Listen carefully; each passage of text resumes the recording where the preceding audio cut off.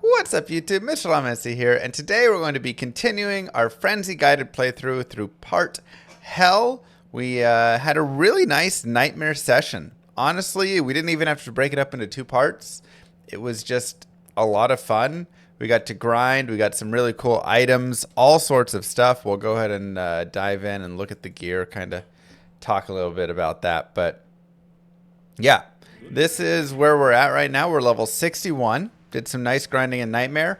You can very easily grind further than this. Like we talked about, you can go to any of the terror zones. You can do more Eldritch. You can do some Bale runs, whatever you want, and keep farming. Get yourself to like high 60s, low 70s. That'd probably be my recommendation here, is kind of push that a little more.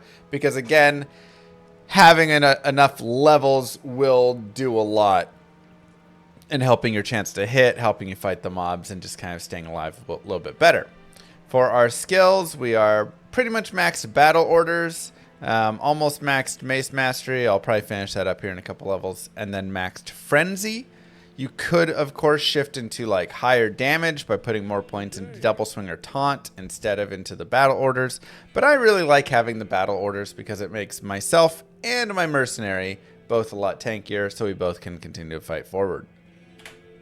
Gear-wise, my mercenary is using Insight with an Eth Partisan we found. Pretty sweet. We got lucky on that socket roll, so that was really nice. Just a random 44 life. He needs a better armor. I'd love to give him like Treachery or something, but I'd also love to give myself Treachery. And then Bulwark, fantastic helm. Good, nice lifesteal roll on it. PDR, all that stuff. For ourselves, we have dual honors. We found a Divine Scepter and a Knout after going and kind of looking for those. So that was really nice. Honor is just really solid. Again, in Hell, I'd love to be able to upgrade to, you know, a Crescent Moon or get an Oath, or, you know, like there are some upgrades that would be nice here. And Unbending Will would be cool, but they require a little bit better runes, and we just haven't found those. So that gives us the option of either continuing with Honor or doing some Hell Countess, slow pushing in there to get some better runes. Find a Foul, find a Co, find a Lum, find an right? You can kind of rinse and repeat that over and over. The crit strike roll is +4 on my Insight, so I'm pretty happy with that. I don't really care about the Meditation Aura nearly as much, so I'm fine with it being 12. I'm using a Lore. I found a +2 Battle Orders helm. So some added light res, some amp per kill, and then 1 all skills, 2 battle orders. I thought this was nice. There is better helms. For instance, we have Saigons over here. This is potentially something we could use in the future if we get another Saigon's piece and we could get the attack rating per level. And we have Darksight, which has Cannot Be Frozen and some fire res. So this as well. Also the dim vision when struck isn't horrible. This as well is something that we can kind of debate using. We have a 60 to life Amy. That's pretty much it. Just 60 to life. We found Viper Magi, which was pretty nice. Again, not the best for this character, but 1 to all skills, 29 all res, and magic damage reduced by 12. I'm going to take it, you know. We have dual Sanders. I was aiming for dual deaths, but we found 2 Sanders instead, and I was pretty fine with that. It gives us some nice attack rating, life, attack speed, all that. Obviously, we have our Death's Guard for Cannot Be Frozen. This is where if we find a really nice belt, String of Ears or something, we can put that on. Then we can swap over to Darksight, put a socket in this, maybe, and, you know, do whatever. And then some random rings. This is really nice cold fire res here. And this is nice light res with some magic find. For our charms, we're really just looking at life and resistance and some attack rating. Kind of the main stuff. If I had some nice max damage, I would also get those. And then we have a Telestaff and our strength, which gives us the crushing blow, right? So that is our roundup of gear. Again, we also have a bunch of like magic find gear over here. This is in the event we want to get some magic find rolling. We have a magic find helm right here. So, you know, it's good to keep some things like that available to you. Let's go ahead and repair our weapon.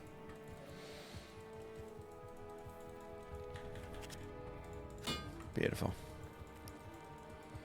Beautiful. What do you think is 3 things you need on a lightning source, armor, and gear? 3 things. Oh, oops. Player's 8 right now. That's probably a little harsh. Griffins.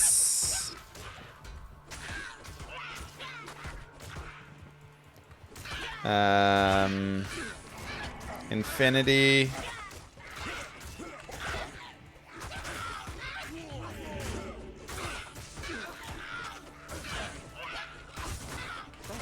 Third one's hard to say. Let's get rolling. Those mobs are players 8, which is why they're like really hard to fight. There we go. Players 1. Much more our style for right now. Like I said, we were kind of farming players 8 terror zones prior to that, so. Oh no, I wasted the gem shrine again. You don't expect the gem shrine. Blood more.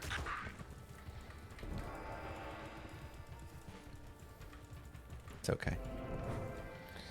Alright. That's worth nothing. Nobody expects the Spanish gem shrine. That's right.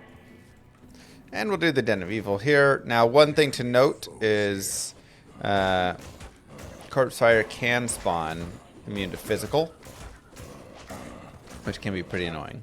So sometimes, if you want, you can literally just go check on Corpse Fire first and go from there. Am I aiming to use Grief at some point?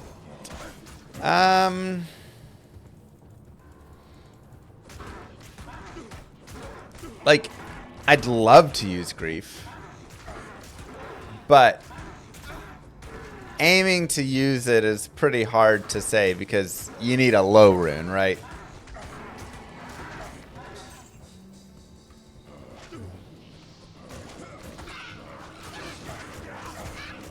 If you played in Spanish, it would be translated into Spanish. I wonder what Diablo would be in Spanish.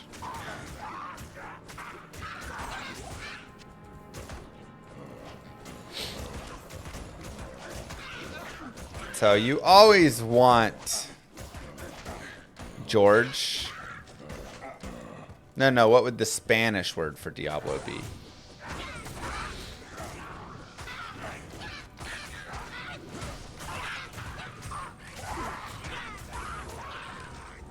Diablero? Diablero? Sounds about right.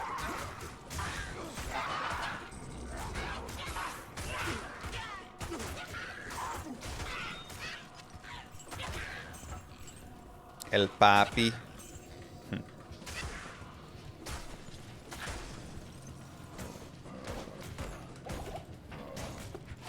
5 dexterity. It's okay, but not good enough.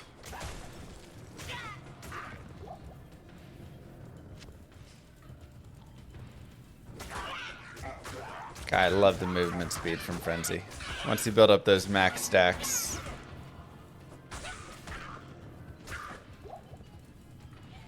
And you will note that I'm just kind of all Frenzy here. We talked earlier about having Double Swing as the payoff, but because I don't have any points in Double Swing right now, it's not nearly as good. So if I were to, or as I level up further, and I get more points in Double Swing, then I can kind of have that as that, like, payoff.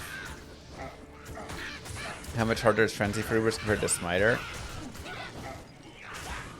It's pretty... definitely harder.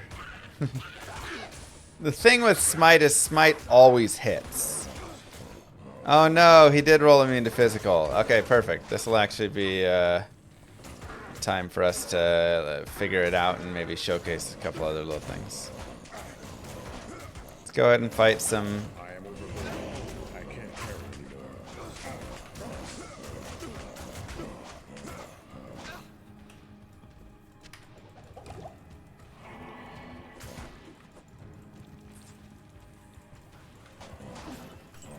fight over here first.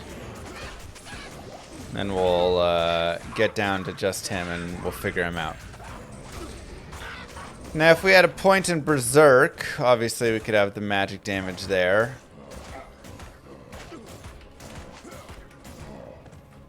Is there a sound issue? Better not be.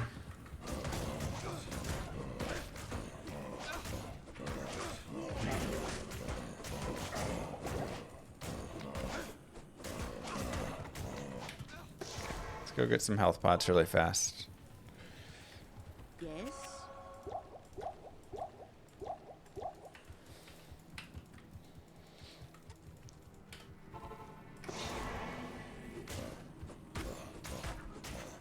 Best weapon upgrade for a strafe son. I'm in PD2, so it's a little different. I mean, that's hard to say because there's a lot of changes to PD2 uniques and stuff. I don't know exactly what, and like even the rune words have really shifted around.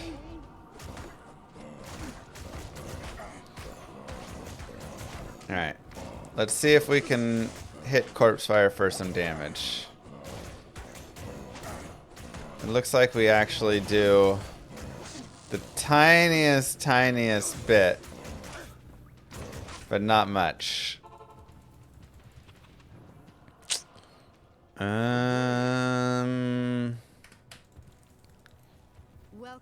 Huh. Berserk would really come in handy here. Good day. Demon Machine's really good for strafe PD2. Okay, there you go. Hello.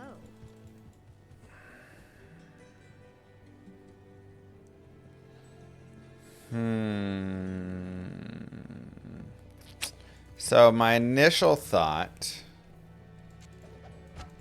is to respec, grab a different mercenary. I wouldn't get my Act 2 mercenary for the rest of Act 1 though, which is a little sad.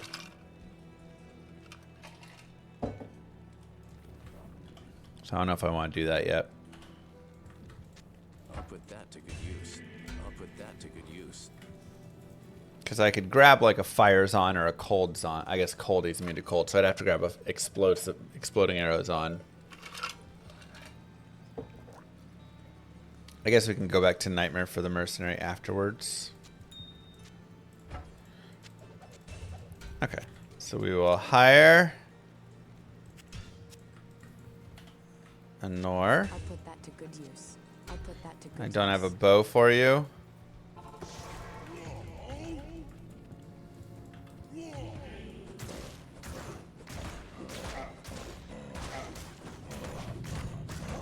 And we will be your tank.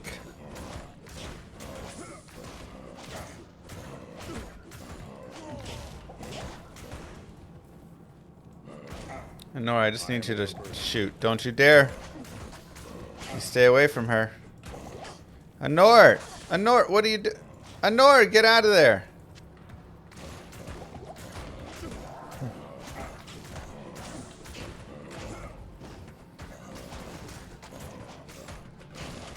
I'm not gonna lie, this makes me feel like the mercenary.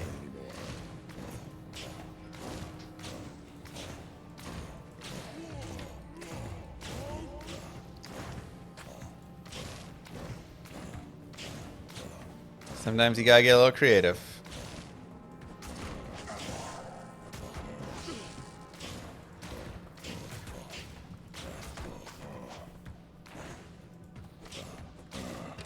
I can't carry anymore. Okay.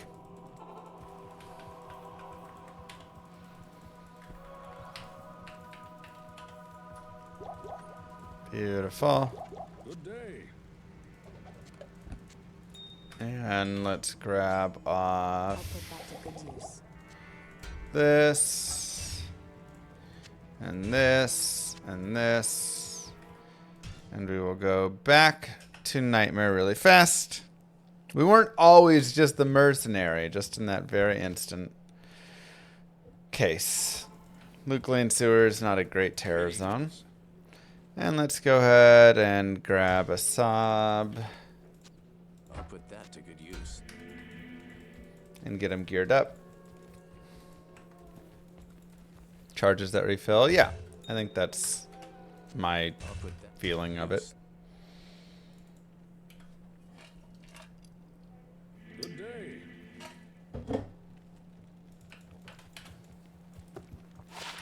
The Order welcomes you. Perfect. So, very simple little trick for dealing with that physical immune.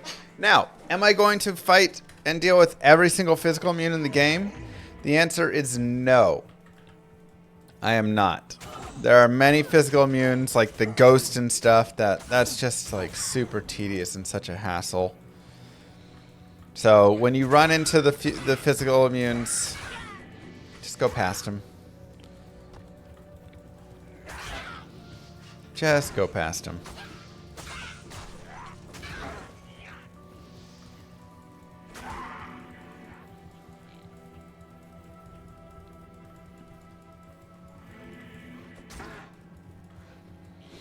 And again, as always, kill as much or as little as you would like.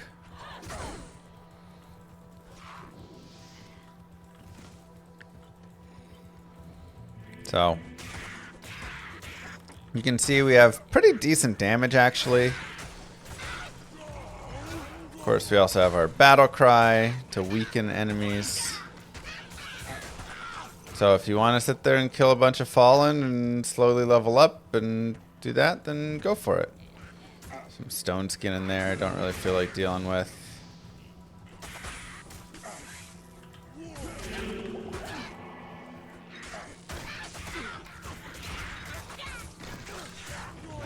And there's archers there. Might be a bit much. But you can see we actually have a decent like hit chance right now. 69%. Honestly, it feels even better than that.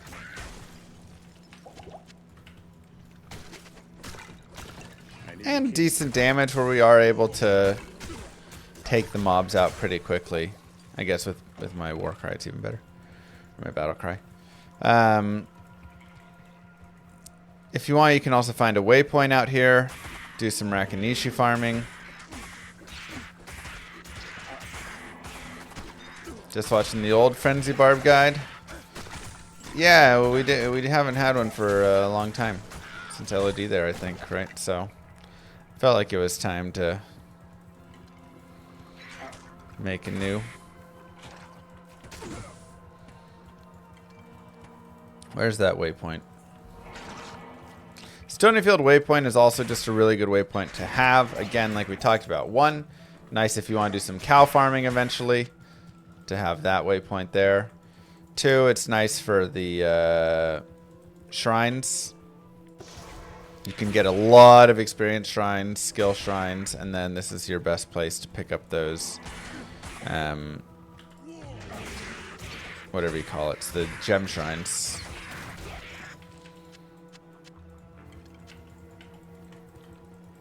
I have never found a J-mod, no.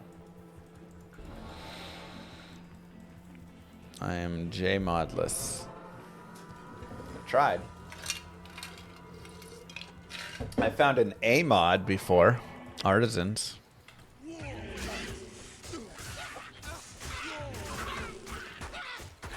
It's the closest I got. J-mod is not an easy find.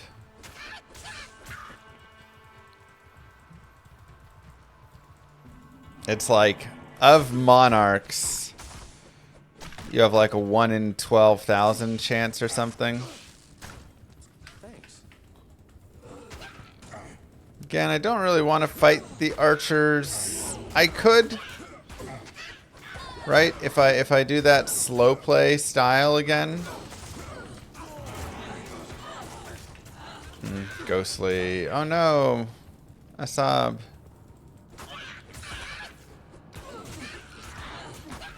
This is also where the idea that we've talked about before of if you're rushing through and kind of aggroing a lot of stuff, it's going to be a lot more difficult. Whereas if you're, you know, chugging along at a more simple pace and killing everything on the way, then your mercenary will survive a lot more, and it's going to be kind of an easier experience, right? So I can show a little bit about that. Well, that's nice and adorned.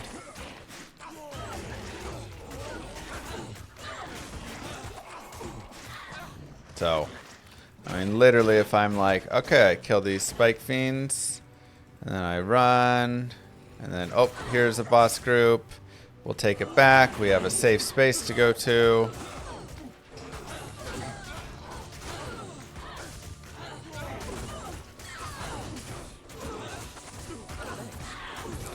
We can heal there.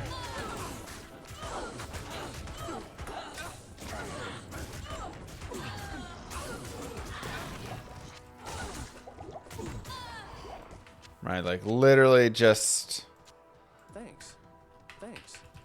go there. Now we go up here. We kill these spike fiends, which is how a lot of people like to play. And again, this is a really good way to play for this character, where it's very much I fight, you know, just like each mob at a time, and I kill everything almost as I go along. Because now when we go to fight this Quill Rat pack, we don't have the Quill Rat pack behind us also trying to kill us.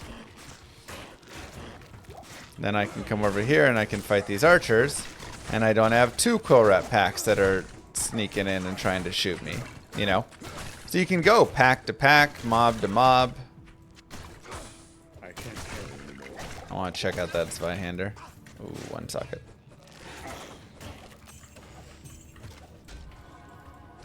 Okay, now we go to the next boss. Any tips for hardcore Hell Ancients this frenzy? Well, when we get there, we'll see. Oh, PD2. Yes, they do hit hard. In PD2, you definitely want to be leveled enough. A big thing is split them up. Right? Get your telestaff or run around, whatever. Like, split them up. Use the tactics I've showed of, you know, fighting Talik where he doesn't whirlwind on you and stuff. Like, and then fight them one at a time, and that will make it a lot better. Okay, so we have archers over there.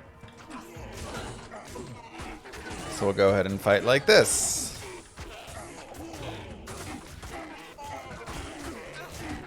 That mana burn is kind of rough.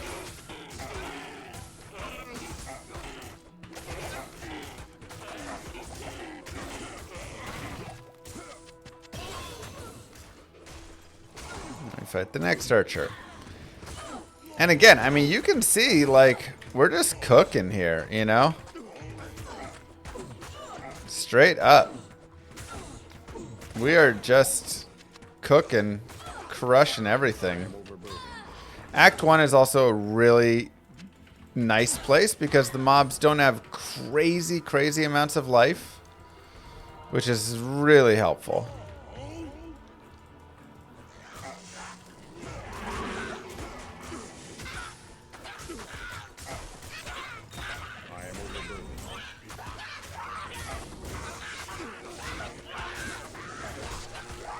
Very helpful to kind of avoid some of that. Too much mana there.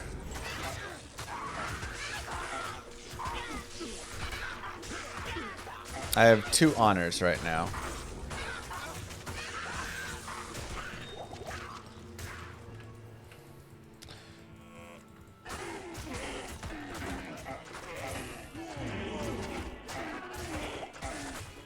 You're a mercenary. So I can fight just the bosses, I can fight all the things, whatever. But yeah, it's really nice. Like, honestly, that's all I can say. This is really nice because I get to just go through and I fight one group, then I fight the next group, then I fight the next group, right? Like, you just kind of go piece by piece on it. And you're not like having to avoid all the mobs or anything. You're very tanky. Right, we've got almost 2,400 life.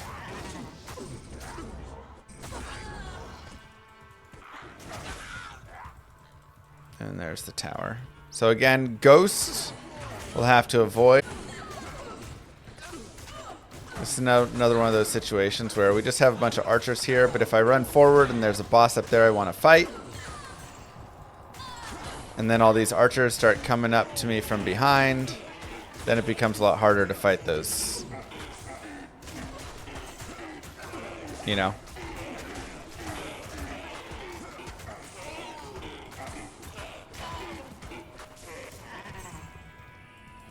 Oh, there's some ghosts. We're gonna leave those guys alone. What do we say? No to the physical immunes. But when you also feel ready, like, hey, I'm ready to move forward and go fight the next, you know, or I want to go get the runes or whatever it is, then you can choose to do that.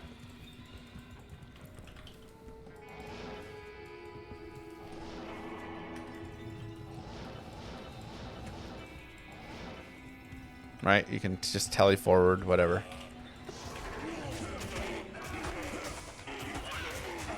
I did say no stream today. Instead, we're going to take tomorrow off. Good to see you.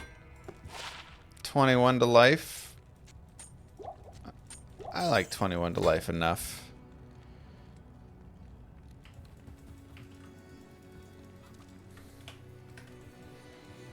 Yes? When's the next ultra hardcore run? When do you want it to be? Trying to build 2 Voice of Reason dual swing barb. Huh. Do you think it'll work? I don't think it'll be that great. The thing is, your Voice of Reasons are getting no benefit, really, from all of your masteries and everything right there, right? It's just like cold damage.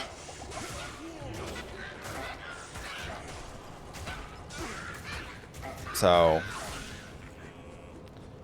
I think it'll be okay at best.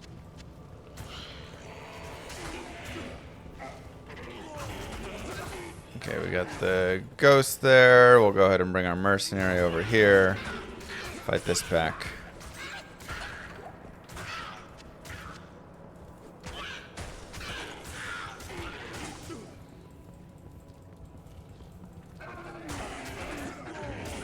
Good morning. Thank you, Maximus.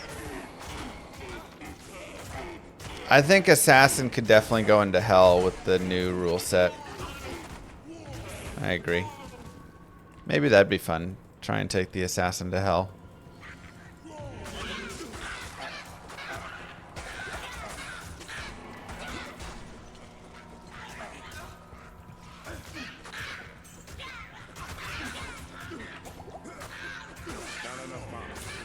Taco Wednesday? Is that what today is?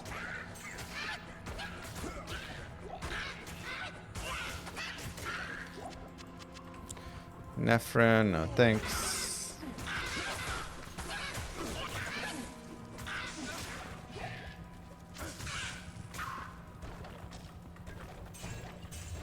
Yeah, I mean, I'd love for you to report back on how the Voice of Reason Frenzy Barb goes. Do I think letting bows be ethereal and PD2 would be too OP? I mean, bosons already get pretty dang strong. Again, do we need to add even more power creep? I don't think we need even more. It's a fun game, but it has power crept a lot. There is a Holy Freeze and a Might Aura over there, so I'm definitely going to clear all of these mobs out first. And if we want as well, remember we can taunt. So we can taunt some of those minions away.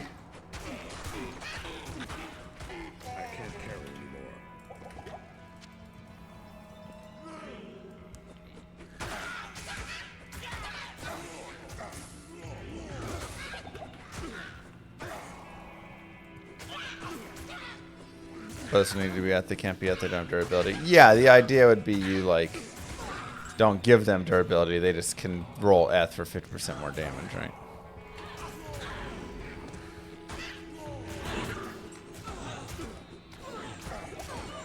Lawbringer Fury or Blade Fury Assassin. That's interesting.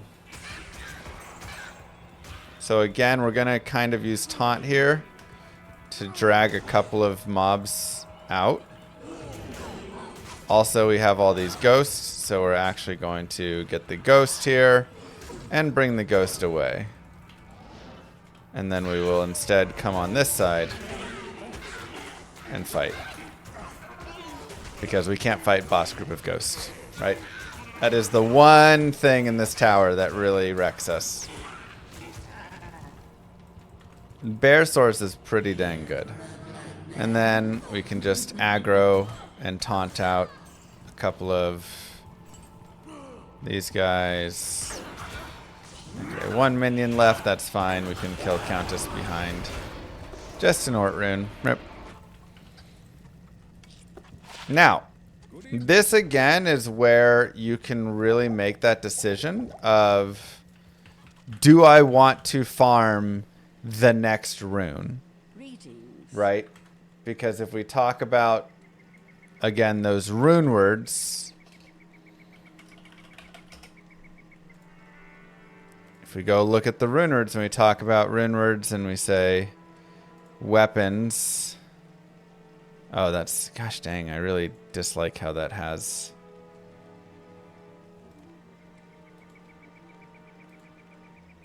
those things. Let's just say it has enhanced damage, because that's pretty much everything we want will have enhanced damage.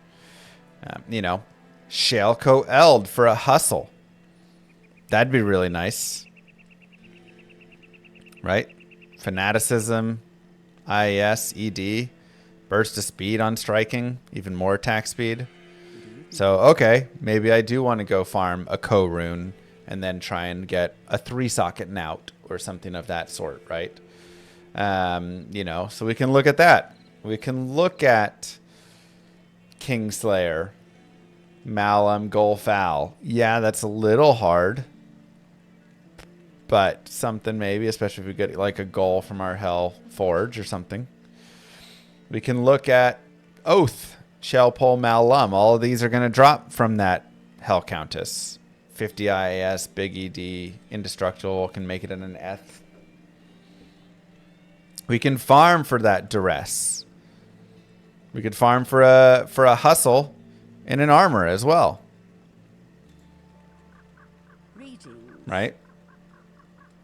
We can look for Crescent Moon, get that Rune, get that static chance on striking. Nice ISED, ignore target defense, really nice.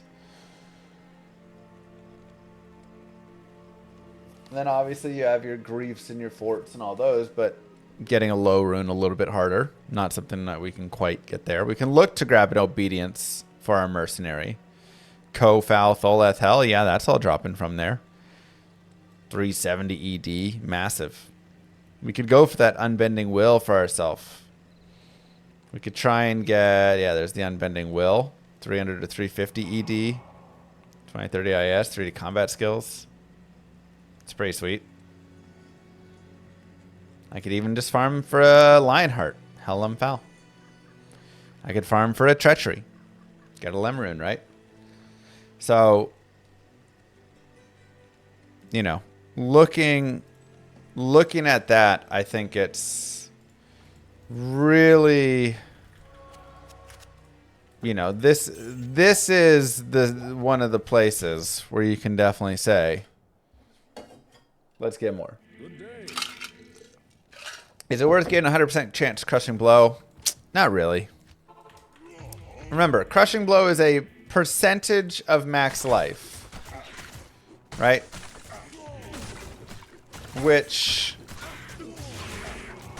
just like doesn't matter as much. Like if I have a 50% chance to hit for a percentage of max, that's still plenty enough. Like I hit often enough even at 50%, you know? 30, 40%. And sorry, not max life, current life. So it's not even against max life, so it's less good. Because yeah, when they have a really reduced amount of life, it's not doing nearly as much. So it's really good against your bosses. It's good against your tier, you know, or your Isual, things like that. But against plain mobs, I'm already hitting generally for close to that damage anyways, so what's it really matter?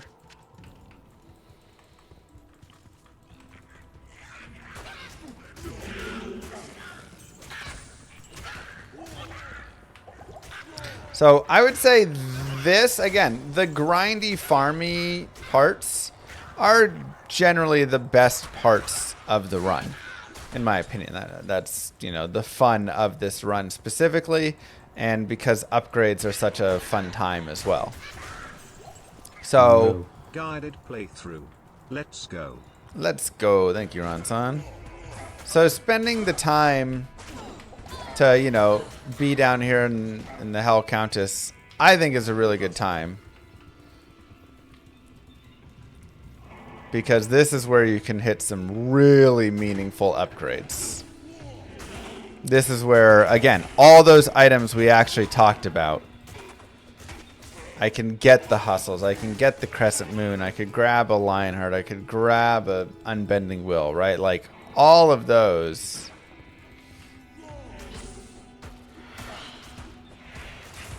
It's fantastic. I have 40% fast run walk, but my run walk speed really is coming from my, we'll just avoid the Midor Archer Ghost combos there. Okay. So let's go find a little bit of a safe place. Bring our mercenary with us.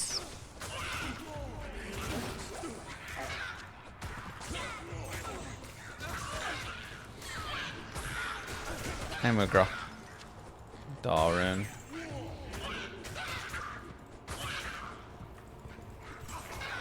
But Frenzy just gives so much fast run walk.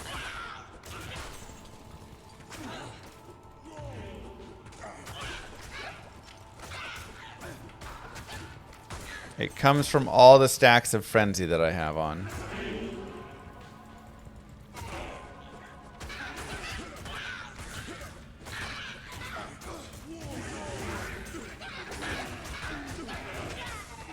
You've got a story for me about medical debt? Oh no. What do we owe, Moo Girl?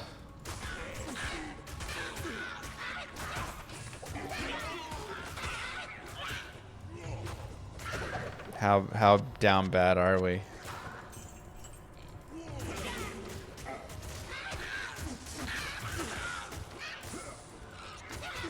Don't forget your Prime subs, chat.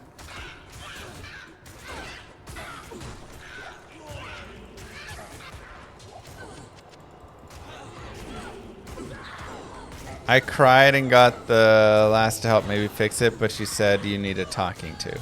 I need to be talked to?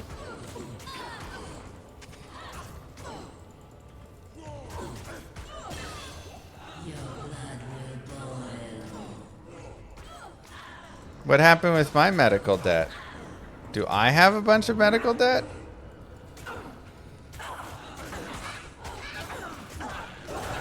MF. Sag.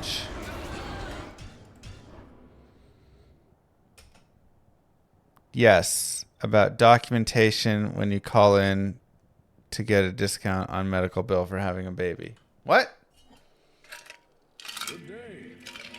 So you're saying when I called in and got the discount, they just like didn't give us the discount then? Or they did, but then they billed it. They still pretended like they didn't?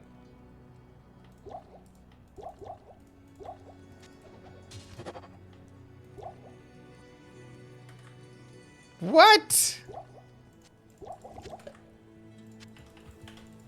I asked for a discount. I didn't think I would need to get a full document saying I asked. So she gave me the discount, charged me the less amount, and then sent it to collections for the higher amount? That's messed up. They didn't apply the discount. What the heck? So it sounds like that's on them. Don't be looking at me. She said, I gave you a discount. You're good to go. You're all paid off. Sorry that they lied.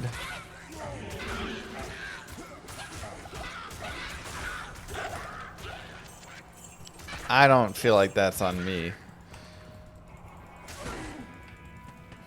Thanks for crying, though.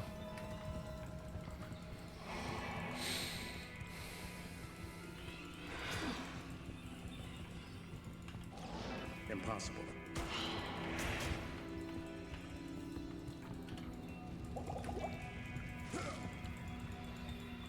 Okay, so she just knocked off the rest of it. So we're good now. We don't have that medical debt anymore. No? It has to go through review? I'm sorry that they messed it up.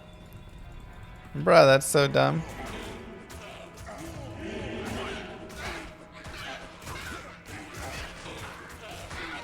What a wild world we live in. Huh. By that I mean horrible. Legend sword is a pretty nice sword. However, those requirements are pretty rough. But it's nice for mercenaries. Wish we lived in Korea. Take me to Korea. Canada's too cold, yeah. I mean, honestly, this is just a good time as well to kind of look at a variety of things. You can be like, ooh, a cleaver. Ooh, a legend sword. Like, start looking at all the bases. You can also look through at some of the elite bases. So we've talked about, you know,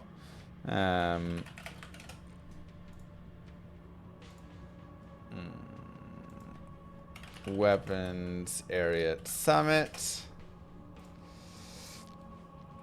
We've talked about this before, right? You can come in and you can take a look. And we can look at elite scepters, elite swords, elite axes, elite maces. And we can look and see, what are the max sockets on these? What are the requirements? Hey, a caduceus is amazing. 5 open sockets.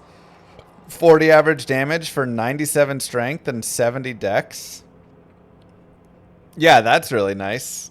So if I have something that can go into any weapon, obviously caduceuses are very hard to find, but if you do get one, and I have something that can go into any weapon, like, that'd be nice.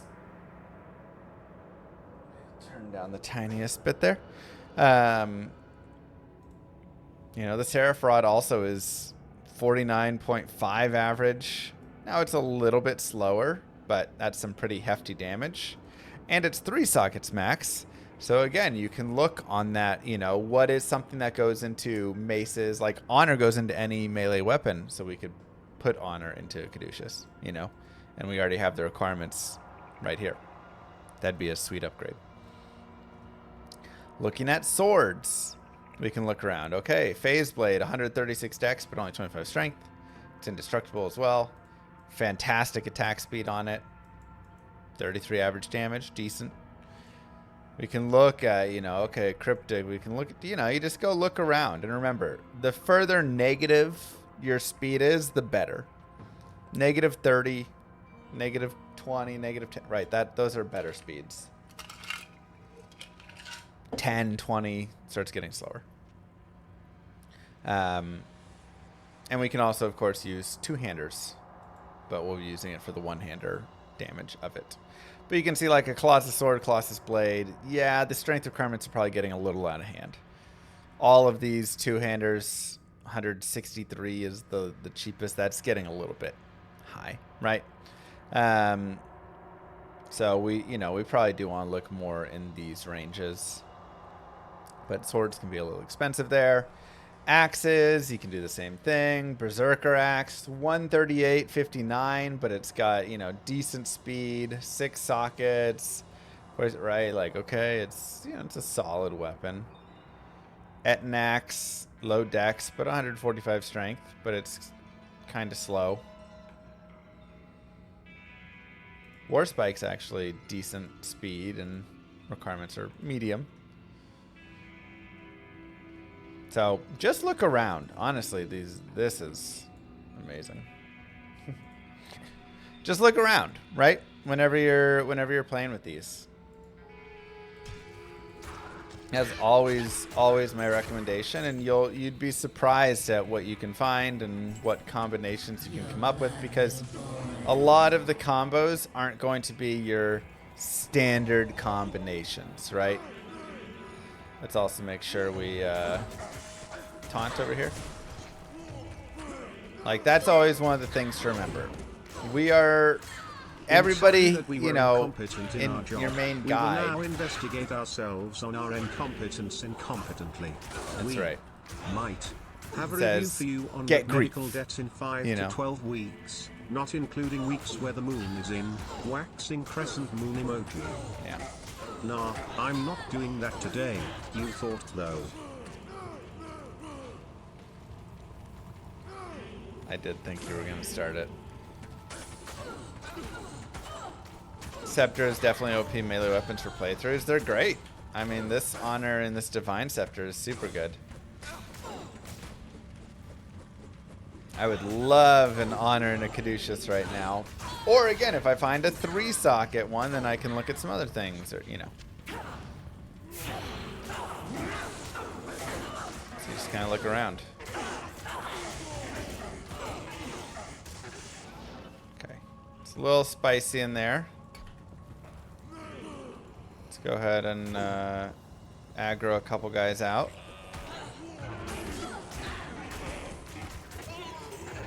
Ooh, we got a stone skin. Yep. Stone skins can be brutal for your mercenary, unfortunately, because he can't get his life leech, and when your mercenary can't life leech, it's really rough. Not very lucky so far on these Hell Countess runs. I don't really need to, like, keep doing them. I'm just doing it for the fun, because it is really fun, and like I said, when you can finally hit something that's sweet, it's the best feeling. Good to see you. So that's why I do really enjoy it, because it's like, oh, I hit that rune, I hit a lem rune, you know, like, you really start to feel like your build comes together ever so slightly, you know, when those things happen.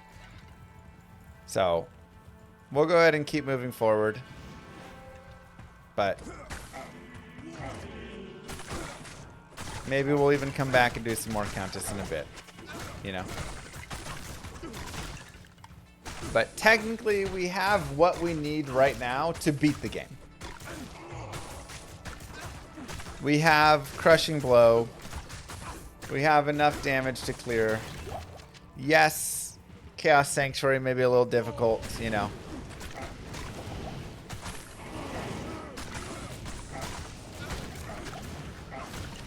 But we're pretty set here. So doing all this extra farming is just extra farming. And this is stuff where, again, I think you will really enjoy the run the more that you do this right here. Like, the more that you're following exactly what I'm showing right here. I'm going through, there's a boss group, I'm fighting the boss group. And then I fight the next one, then I fight the next one, then I level up. And the more levels I'm picking up, the more I'm able to actually fight, the more damage I'm doing, because the more hitting I'm doing, right? Everything.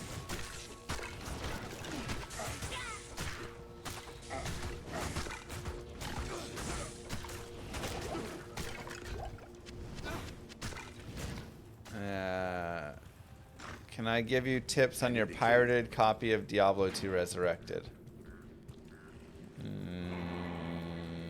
Not really. The my speed different on Colossus Blade and Phase Blade can reach the same frames. The Phase just requires way less attacks. Yes. Though if eventually some things are so slow, sometimes the amount of IAS you would need to reach there is kind of unattainable. So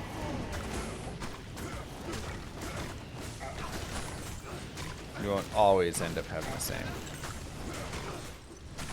Yeah, if your pirated copy of Diablo 2 Resurrected is not working, I would suggest just buying the game, not pirated.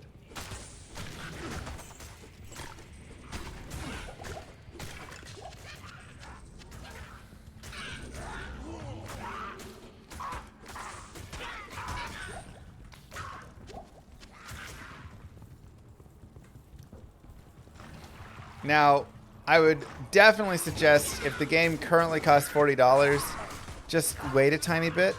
It goes on sale every few months for $13. So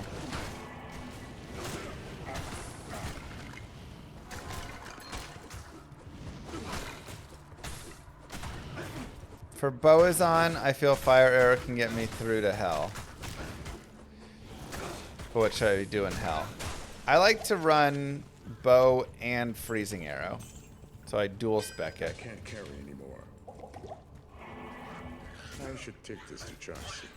Or I mean, like exploding arrow and freezing arrow. No one should ever be caged.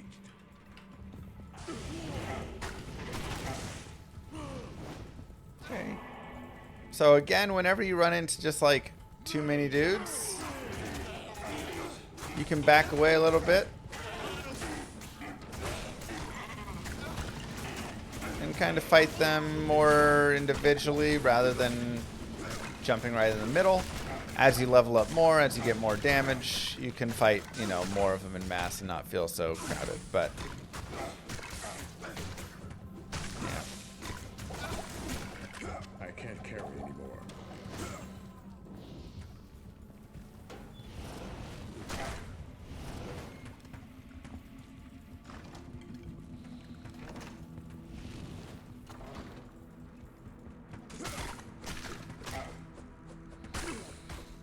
How would I summarize my approach to living a happy life? Oh man. It's a tough one to just summarize. I would say,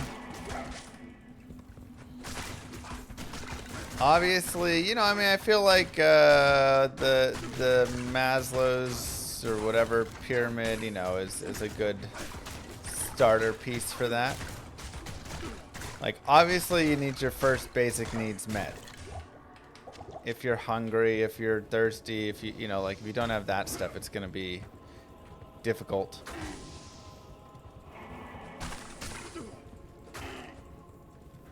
So you need to first kind of get your base needs met. For summary, I'd say properly balancing and making sure you're like creating time for yourself,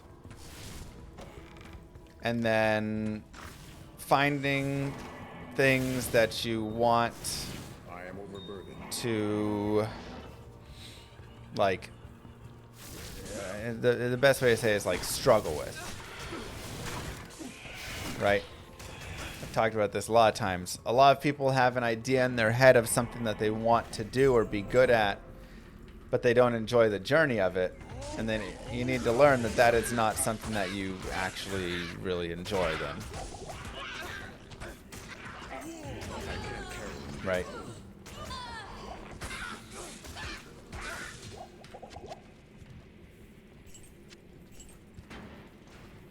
So, you know, I want to be good at playing the piano, but every time I sit down and really start practicing piano,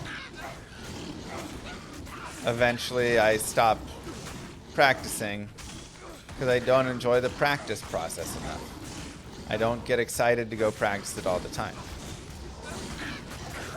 So, yeah, it's something I can dabble with here and there, but you know, I've taken that off my list of things that I like really get a ton of joy from, and you know, whatever, because I don't get enough joy from it. It's the practice process that you need to really enjoy.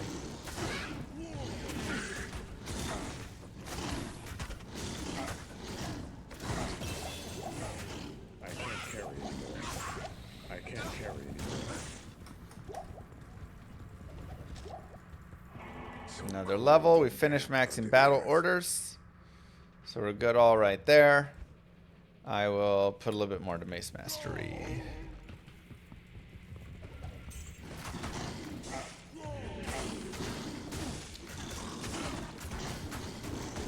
I think, you know, happiness can be tough because there are a lot of factors outside of our control that can be really annoying as well. Ooh, tutored combat skills. Wow. Okay, that's actually pretty sweet. 70 ADD. So if you look at the damage wise, like, it's actually a pretty similar damage. We get 2 combat skills. Unfortunately, this also has Deadly Strike, some lifesteal, attack rating, 1 to all skills. So my honor is better, but that is decent. So I also think trying your best to eliminate outside factors can be really helpful. Like right now, you know, I could be unhappier about the medical debt situation because that's really annoying. Llama, I need help. What's I up? need you to give me 20-minute rant on why I should not download Diablo Immortal onto my laptop and then play it. I'm too curious. Don't do I it. love the lore of Diablo so much, and I just want to play it for the lore. Also, I went and looked at the patch notes because curiosity is the #1 killer of good times, and there are now 9 playable classes in it. 9. Jeez. Blood Knight. What is it? I need to know. The Blood Knight Help did me, actually look Obi-Wan cool. SC, you are my only hope. P.S. No MTX playthrough. Good luck.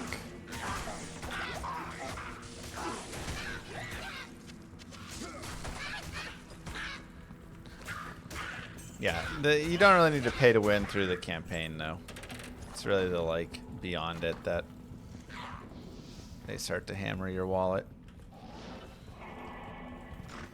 Catacombs level 2. Definitely feel free to grab this waypoint. Again, if you want some farming, you can go farm in Dariel. One of the best places in the game, especially when she's terrorized.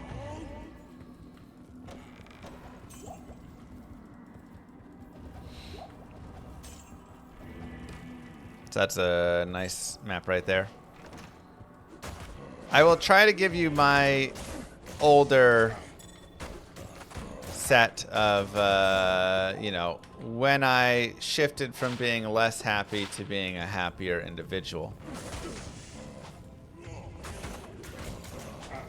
So back in 2015 and earlier, I was not as happy of a person. And a lot of my happiness, I was depending on my partner to provide for me. I was like, I'm happy when I'm with you, so you need to, you know, like, this is where the happiness is from. You provide me the happiness. And obviously that's not fair to your partner. You have to be very careful about that. Because if you do too much of that, then they're like, get away from me. Right? And so eventually she broke up with me and was like, yeah, this is weird. Like, I don't want to be your source of happiness. Which is a totally fair thing. And I was really sad for a while. And I was struggling to make myself happy because that was, you know, like, my source of happiness. Which is not cool. And so eventually I had to go on my little journey of discovering how to become a happier person. Also, I like to clear kind of stuff out before I get to Andariel, especially these Dark Shamans here. Just so I can drag her away and we can kind of have a more straight up fight with Indariel. As opposed to... Also, your mercenary will probably die here, just as a heads up. But you can try and get Indariel on the opposite side of your mercenary so that he can do alright. This is also where we put our honor on. Oh no, unfortunately one of the zombies came through. That's annoying. Good day.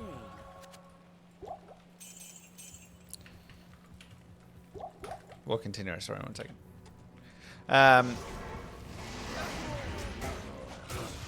We'll let Mercenary handle that. We'll handle Indariel. You can also chug some antidote potions for a little bit extra.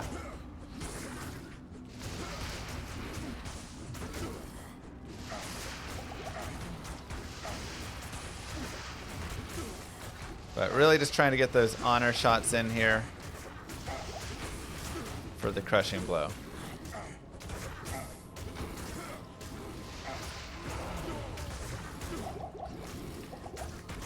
No, no, no, no, no. Don't fight my mercenary. Leave him alone.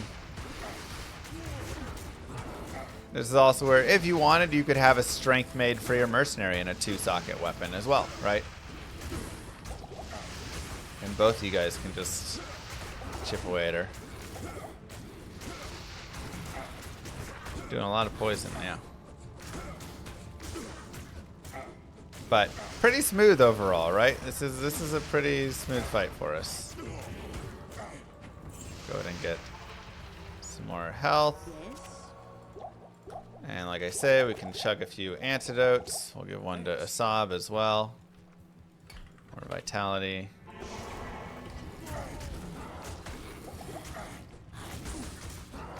That'll help us last a little bit longer. Yeah, I'm going to continue. We're just going to kill Indariel, and then once we get into Act 2, we'll continue our journey talk.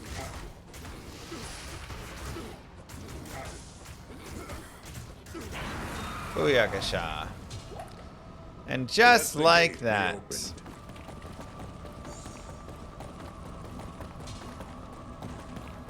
Act 1 is complete.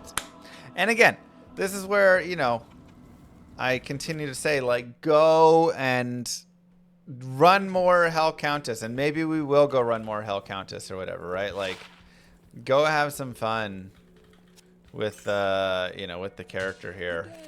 And spend that time farming, and it will do a lot. It will be very nice when you do. You'll be happy that you did, because it's a grindy character. All right, silks can go away. We don't really care for the silks. We'll turn that in a second.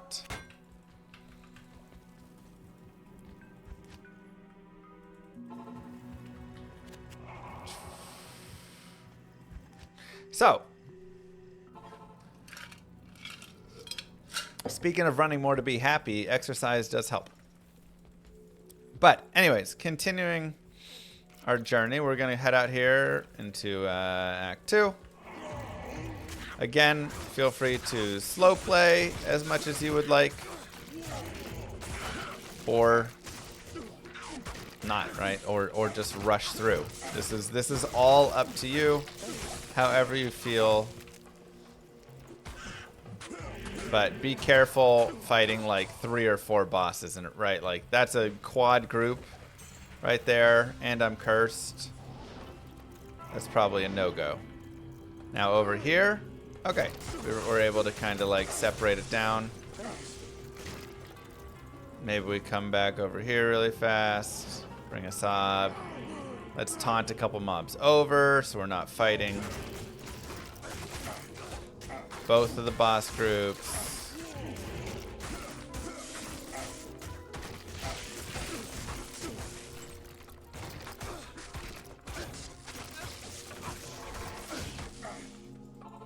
Let's go heal and get some health pots really quickly. Nothing the right portion can't cure.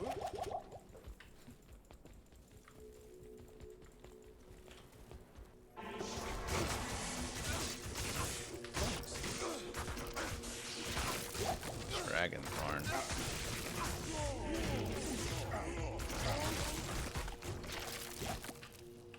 Beautiful. And there was another boss group there and another boss group there, and I could gain an entire level just from the boss groups that we saw in the Rocky Waste if I wanted, you know? If we could just slow press over to there and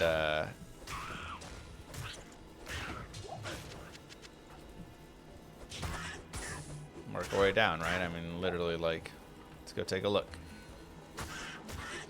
Kill the Saber Cat. Again, just don't have anybody tracking us. Oh, that guy's immune to physical. Never mind. We'll leave him alone. So, how many packets of fruit snacks per day is too many? You probably don't want to have more than a couple, right? Did I ever scam other players in trading in the 2000s? Oh, yeah, when I was like 11, 12 years old. Yeah, I feel bad for it, but that was just how it went, man. Scam or be scammed. I also got scammed in every single possible way. That's how I learned any of the scams. So she was like, nah, fam, I'm out. And she bounced. And then I was sad for a few months. Like, really sad, you know? Because I didn't know what to do to be happy. And I literally, like, was, you know, asking my mom, and I mean, I talked to her all the time, whatever. I was like, I don't know what to do. Like, how do I be happy? And eventually I decided on doing my Year of Yes thing, where I found a two-parter with it. And I've talked through this in my Grow the Buck Up podcast. But, you know, I don't mind ever talking about it again. So the two-parter was this. First, I said, I don't know enough to know what will make me happy, because clearly I'm sitting here and I don't know if I'm happy or not, or like how to be happy, which means I don't know. And also, I think I know too much. Right? It was both of those pieces. Because if somebody said to me, hey, Mr. Llama, do you want to go skiing? Even though I hadn't skied before, I would say, skiing is cold. It's expensive. I don't like it. And I didn't even know if I liked skiing or not. But I had an answer already that I didn't like it.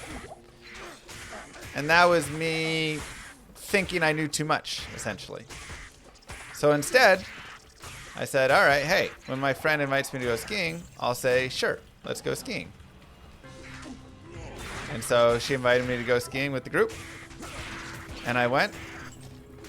And it was cold and a little pricey. But it was also like one of the most fun things ever. Oh my God, it was such a blast. I absolutely loved it. And afterwards I was like, well, that was a little pricey. But that was also worth it. I had an absolute blast. Like, worth the $1. And yeah, then if you get a season pass, and right, there's ways to like make it cheaper as well.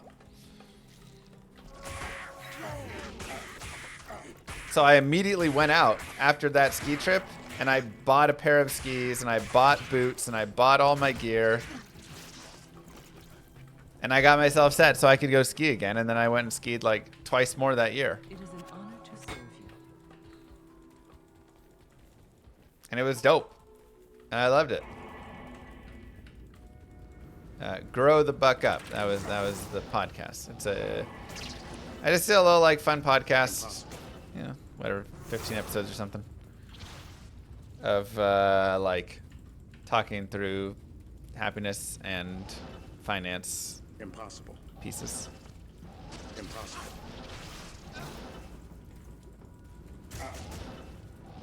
And so that really, you know, that was one of the first things that taught me, like, you don't know everything, Llama.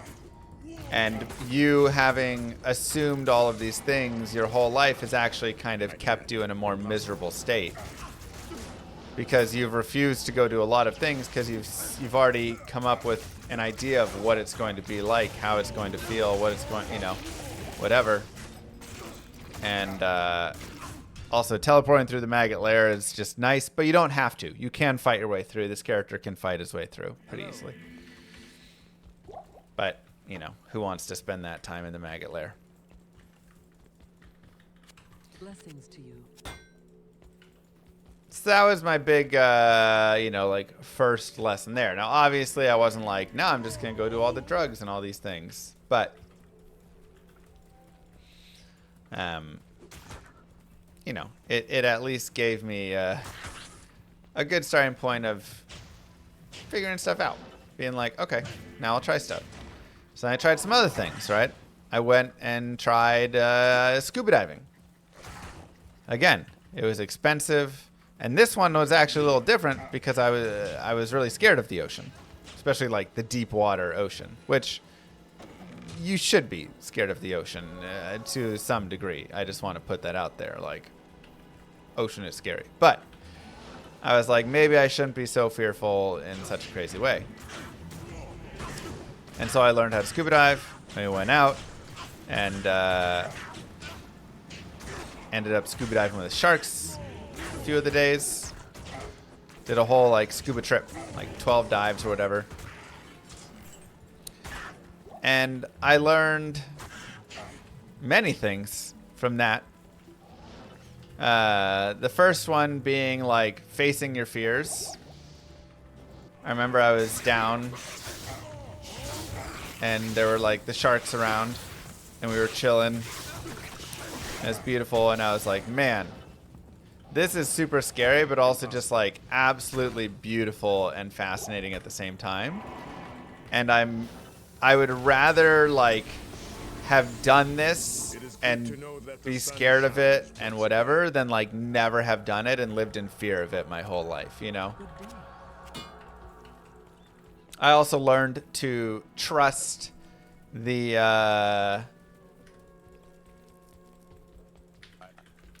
like the experts in a way, right? Like I watched the instructors and how they were, and they weren't scared. They dove with these sharks all the time, you know? And they were totally fine. They weren't scared at all. And I was like, why should I be so scared? Like, I'm not a professional. I don't know this. If they're freaking out, well, now I should probably freak out. But if they're not freaking out, like, yeah, I'm going to trust them. Because, again, I don't know everything. That was such a big thing. A lot of times fear is irrational. And a lot of it also was based, at least for me, on me thinking I knew everything. Oh, if I go in the ocean, I'm going to get eaten by a shark. I'm going to, right, whatever it is. And, you know, being fully convinced of my knowledge of all of it instead of being like, hey, there are people that do this every day, all day, and they are the experts. It's kind of like when people come to me with Diablo 2. And they're like, oh, you can't, you know, get through the maggot lair, or it's impossible to get through Act 3 on a Javazon. Whatever. And it's like, no, there's ways. They're like, no. It's like, I'm the expert, trust me. Like, you can, I do this every day. You can do it, you know? It's like, just trust me. So I had to really, you know, think about that. How may I help you? Again, Arcane Sanctuary is going to be a little annoying here because of ghosts, so you can fight the non-ghost, but also the ghoul lords have pretty high physical res anyways. So this is just a bad area for the barbarian. You can teleport through, you can leap attack through. But generally you're not really going to want to like fight much in here. That being said, if you do get an open shot at the summoner, maybe try and get a key. No key. We go to the sun.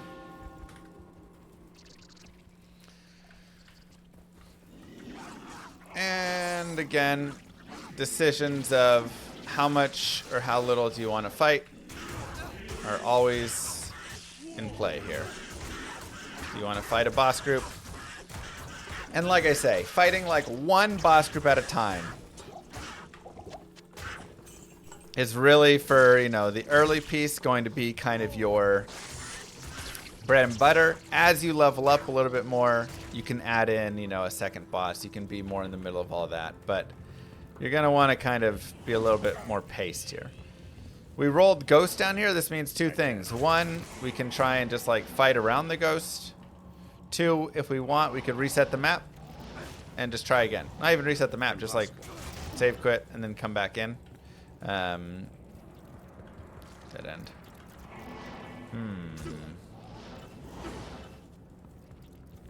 Interesting. So that's kind of up to you how you want to deal with the ghosties. What? Wow, over there. Okay. And then we'll go to town because those are ghosts, and again, we don't want to dealing with ghosts. They're physical immune, really a hassle. So we'll go ahead and grab these. We will pick up some thawing potions for ourselves and our mercenary, and we'll swap out one of our honors. Swap out. Thanks. Thanks.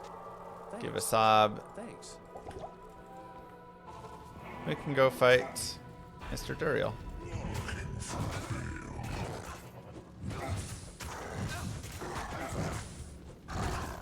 And get the aggro on us. And Duriel will take a little bit longer because, of course, he does have his Holy Freeze slowing us down. Any awesome dive spots for my scuba days? So, what I also found, I did a little thing called Joy Per Buck, where I would write down my experience and then kind of the cost and all of that, and then come up with what I considered how much joy I got per dollar spent. And I found that diving for me wasn't something I wanted to do as often. Like, the amount of joy I got from skiing was very high. I loved skiing. And I was like, the joy per buck value was very, very high there. But for diving, it was a little bit lower. I enjoyed the diving. I thought it was really good for fighting fears and all that. But I wasn't like, I need to be diving all the time, you know?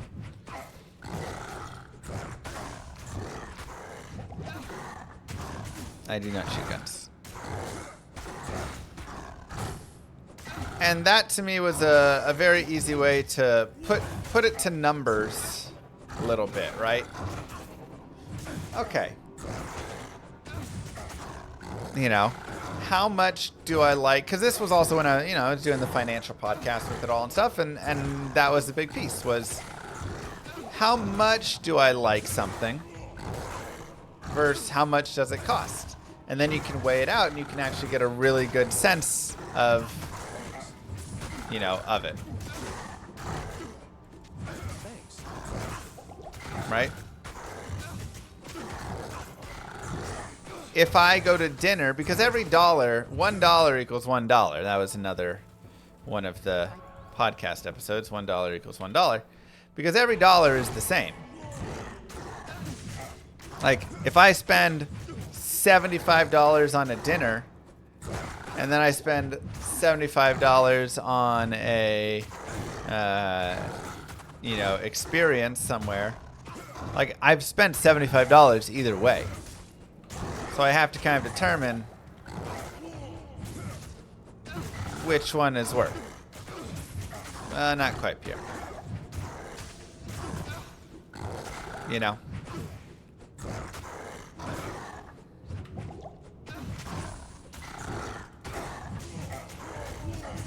And when you start doing those comparisons across, you can say, hey, maybe I don't actually care about eating expensive meals as much as I do care about going out and playing hockey, or as I do care about my gym membership or whatever, right?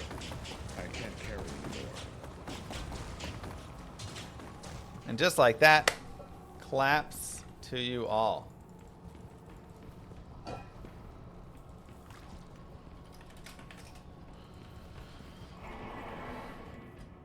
I have failed. Diablo has freed. Nice. Wow. 20 IS, 1060D, 100 attack rating. It's pretty solid, actually. It's about as good as our honor. Maybe slightly worse. But just like that, Act 2 done. Let's move on to Act 3. We also need more town portals. Looking for more APGs. Yeah, I think this is a good one, Wizard. This is very much... It has more of the RPG experience, which is what I love about it. I mean, it's literally the best... Oops. Like, RPG game, ARPG, ever made.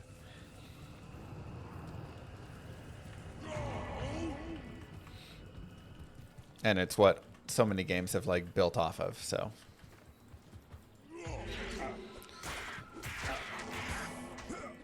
So anyways, I went and doing those 2 things, or 3 things, whatever, right? Realizing I didn't know everything. Being willing to try things even if I thought I wouldn't like them. I also, like, in my year of yes, I also never ordered a single meal for myself at a restaurant. I always just asked the waitress to bring their favorite dish, and then I would try something new, right? And sometimes it was bad, and sometimes it was good. But the idea was I was trying new things, and I thought that was really cool. And it was. It was a different mindset for it. So, you know, just like doing little things like that consistently helped. I can't carry anymore. And at first it was a little bit, you know, I wasn't like immediately happy, right, doing all of this. I still was sad. I still was like, oh, I wish my ex was here, you know, whatever, right? Like, I still went through plenty of the range of emotions. But slowly over time, the more and more stuff that I went out and did, the more and more that I started doing these things, the more I found myself and I found what I actually really enjoyed in life and what was, you know, meaningful to me versus what I didn't care about. And I learned again about that idea of happiness is the journey, not the goal, right? You don't just go, oh yeah, I'm happy, and then you're like there and you're just happy. Like it's the process. You're happy because you're doing things that you're interested in. You're happy because you're having fun trying, you know, like, and that's where I love the saying of find a struggle that you enjoy. Which is why something like, you know, people will say, oh, why don't you just hero edit all the gear that you want for your character? You know? Because then my character's done. Right? Like, if you just cheat your way to the whatever goal you have, that, like, the happiness doesn't come from this character having all the griefs and having the fortitude and having all that. You'll very quickly burn out on that.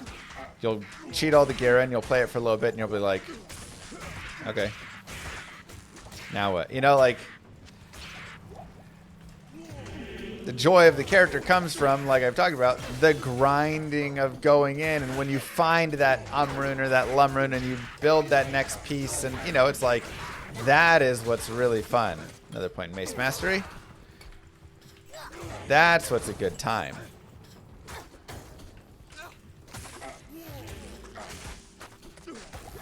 And so those things, you know, that's the same thing in life. So many people want to just, I want to be good at the piano, and they just want to be good. I want to be good at chess, and they just want to be good, and they don't want to do the work, they don't want to do the journey, and so they cheat their way there just use the engine, and then they're still not good at it. They've just cheated to a high rank, or they've, whatever it is.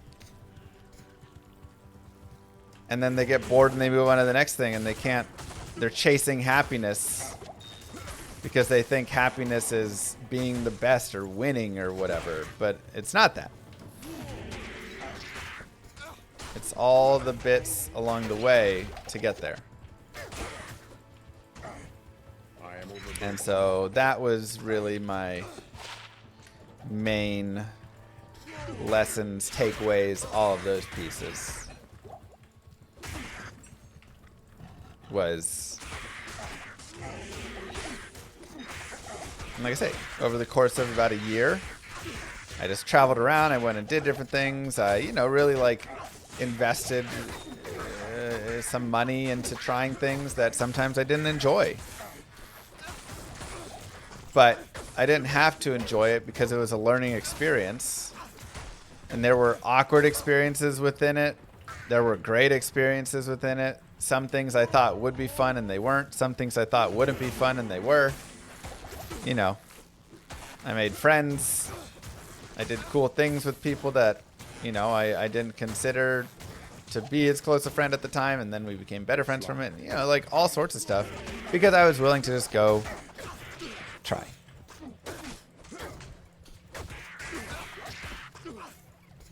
And, yeah.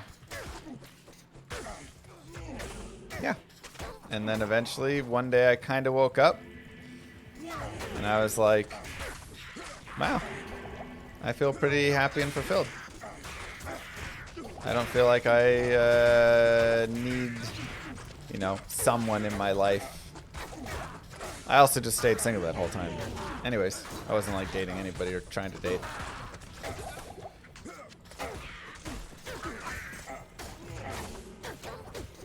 And yeah, then I was like, yeah, I just feel good. I feel happy with where I'm at. I feel like I have an idea now of stuff that I like, stuff that I want to do, what I want to struggle in.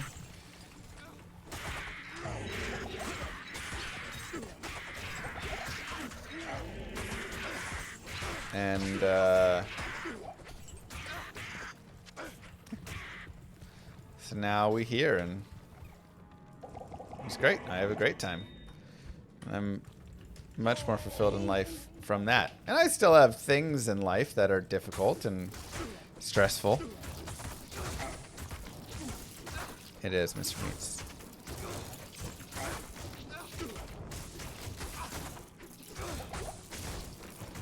Also a good point, Pierre.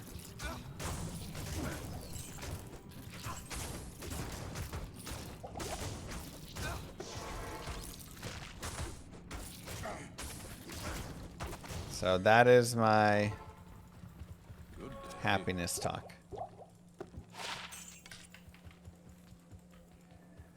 How's being a dad? It's great and stressful.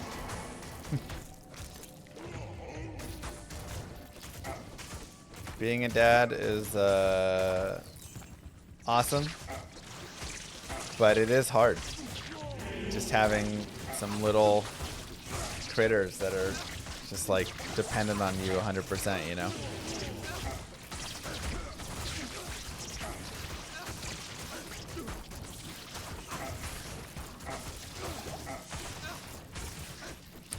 Now, Sark is pretty rough. Your kid got hand, foot, mouth. Everybody got hand, foot, mouth. My kid's got hand, foot, mouth as well. Like, hand, foot, mouth just running rampant.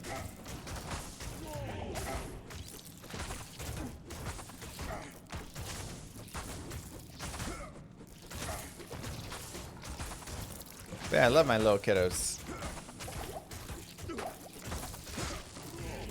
When they give you that little smile when they see you, oh. Doesn't get much better than that, man.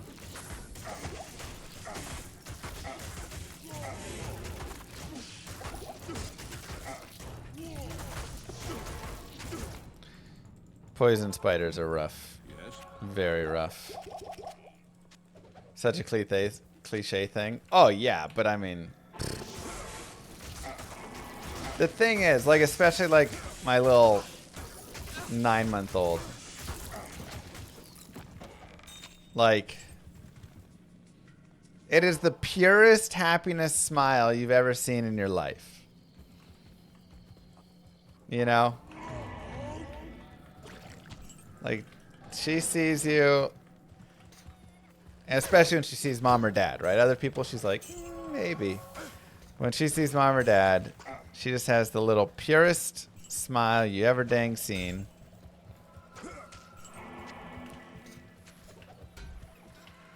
That's like all the happiness in her life right there. And you're like, oh. Melts.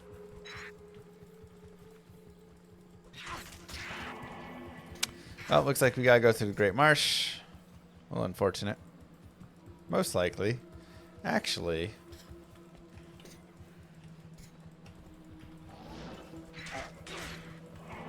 Maybe not. Never mind, yes. I'll still grab the waypoint just to be grabbing a checkpoint. So we saw that we had souls. So I'm actually going to reset. And we'll try and get no souls out here. Right? Because souls in the Great Marsh can be pretty tough. Now I do have 65 light res. And of course I have a lot of life as well. So that will help. But if I can have a soulless area, I would prefer it.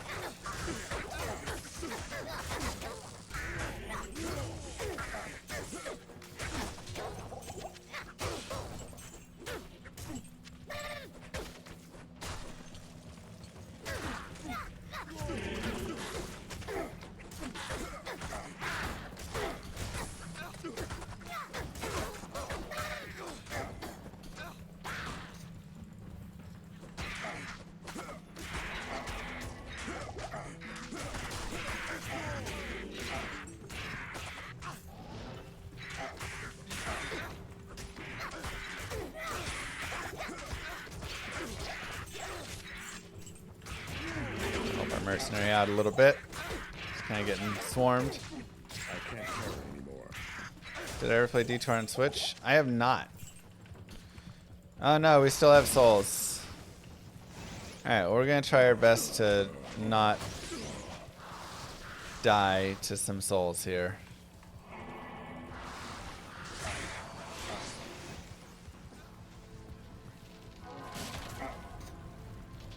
And with 65 light res, we probably could actually fight these souls ever so slightly. If we like really slow played through the Great Marsh. So I think we actually would have potential there. Let's go kind of stand in with our mercenary again. This is also where a point in Warcry can be really helpful. Just to get a quick stun on everybody.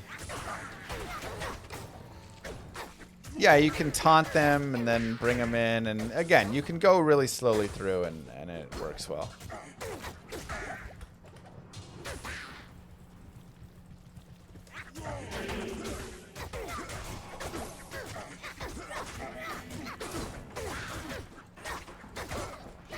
I am overburdened. Any updates on the big update the devs were talking about?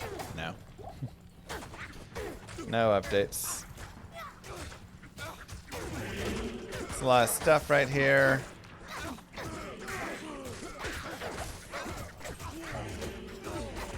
Try and taunt some shooters.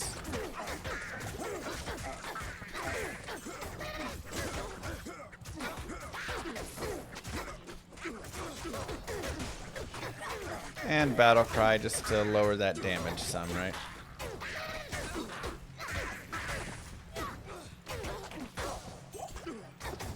This has been a great playthrough. Another legend sword.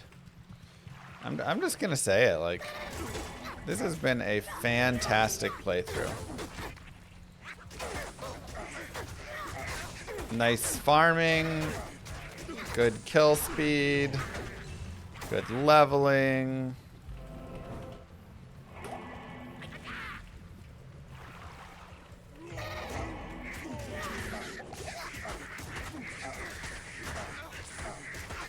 They implemented gacha in Hearthstone? Oh no. Has Kano been busy? He hasn't streamed for a few days. He's probably working with Blizzard on D2R or something.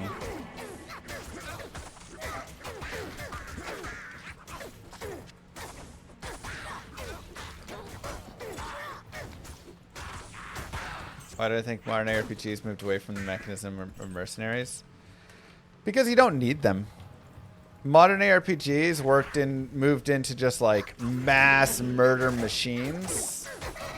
Like, what's a mercenary gonna do when you clear the entire screen in a half a second, you know?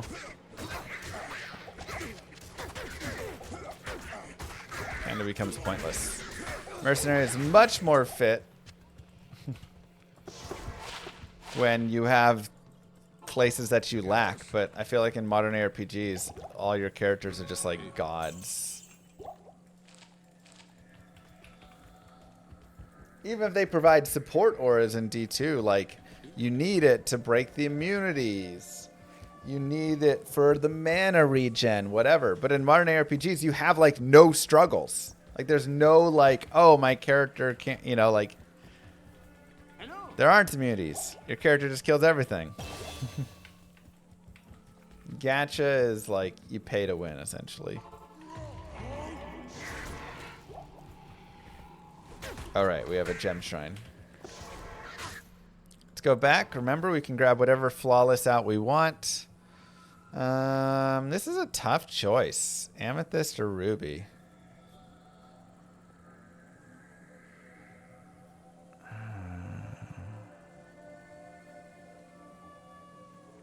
I'll grab the ruby.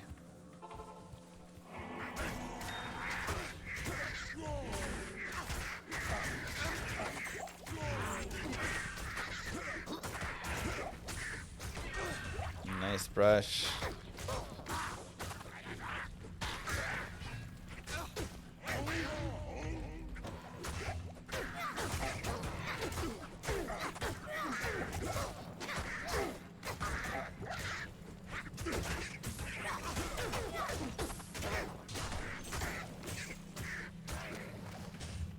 Gamescom is in August.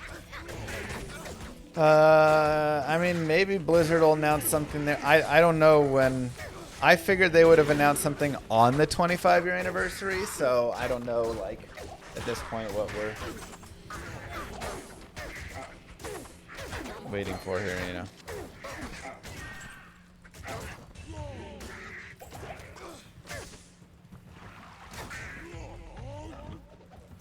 They added Druid as a playable class to Diablo Immortal 1 week ago. Maybe that was their big update, yeah. Does not belong in the hands of the If you could put a class into D2, what class would you choose? People ask me that question all the time. I always thought an angel class would be cool. He's like dark and light. Magic. Monk? That'd be fun. Dude, if I can be a fisting monk, count me in.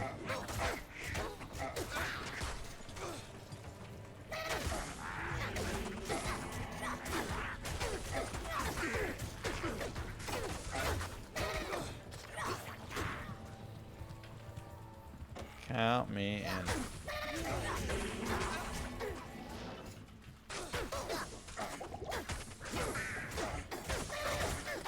It needs another hybrid class like Pally. How is Pally hybrid?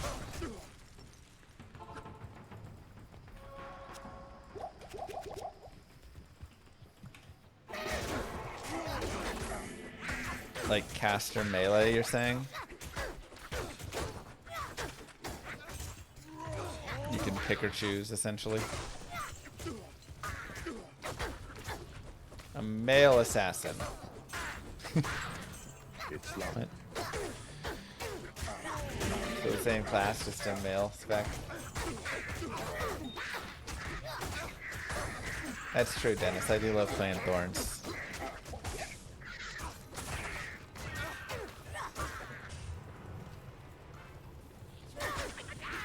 Next year will be the 25th anniversary of Diablo 2 LOD. It's true. So maybe they'll do another cheeky post then.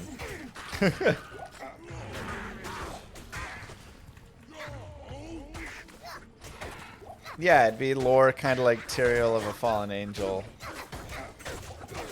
etc. I guess that'd be interesting.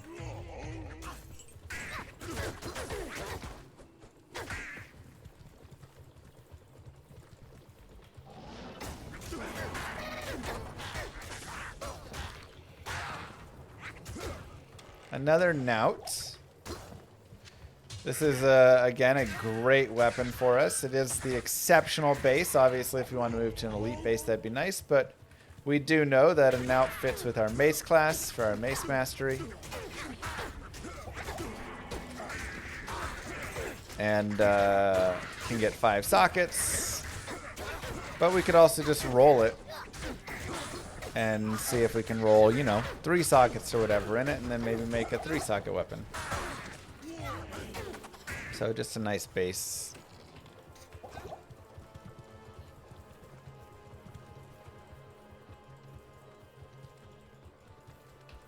Shaman class.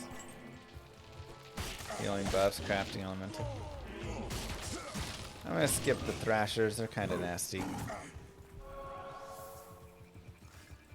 And we have made it to the promised land of Lower Kurast, where already the runes are dropping.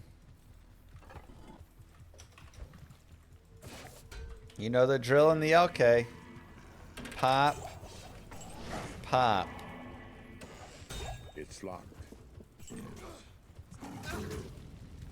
Gems, jewels, runes. You can get up to a burr rune from those super chests there. And that's actually the best place in the game to get a burr rune. Fastest way to get it is through these super chests at those fires.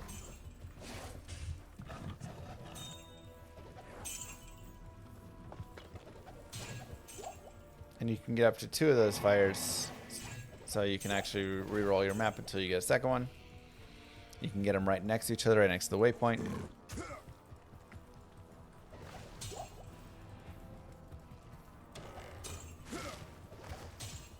Let's go find that waypoint. I feel like it's always just up in this top left corner. Spawns here like so often. Okay, we'll go back to P1 for our flared dungeon that we have to go back to.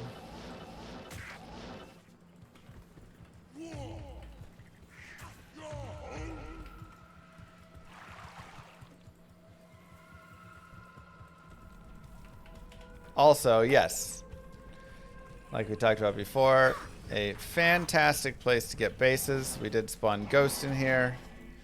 I don't care to fight the Ghost. We'll keep moving.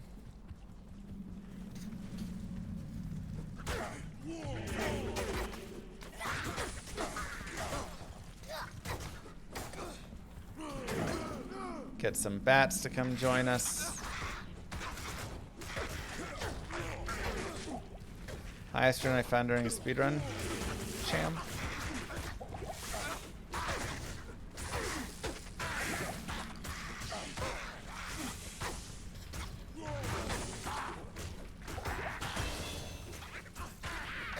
I found every rune during the speedrun except a Zod.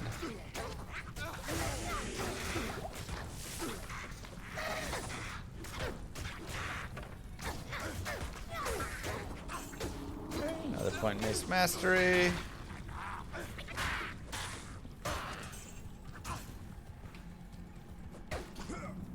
And I'll just continue forward. I mean, we're level 66. We're doing pretty well there.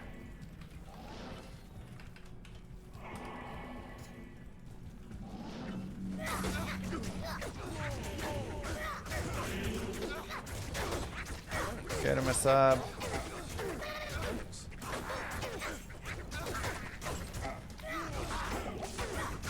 Mercenary is really doing nicely. And again, he doesn't even have a good armor. He does have his bulwark, which is nice, and he's got decent damage. But this is really the value and importance of getting... We can actually check for a nicer armor here. Yeah, I mean, that's better. That's not. That's not really. Let's give him the Great Hauberk. Put that to good use. I am overburdened. Give him a little more defense and stuff.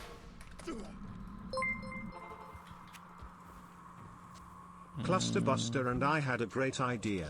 The angel class you proposed has a summon skill. This summon skill adds Tyrael to your party and he functions like Valkyrie, but the special bonus is that he casts your town portals for you when you use your tome instead of using a scroll. That's nice. 71 AR, 18 life, 8 fire res is nice. I think it's worth it. That's a close one, but I've got a lot of light res. I am 100% convinced now something big is cooking. There is an expectation and fervor throughout the Diablo community. This may be esoteric for some, but belief and big ideas have energy, and while the NDA may be real strong keeping any leaks in check, which is good thing emo, I'd much rather have big out of nowhere surprise than a random leak ruining it. Something big is coming, but when we will find out, who knows? On a scale of 1 to 10, how disappointed is Crush Equity going to be, chat?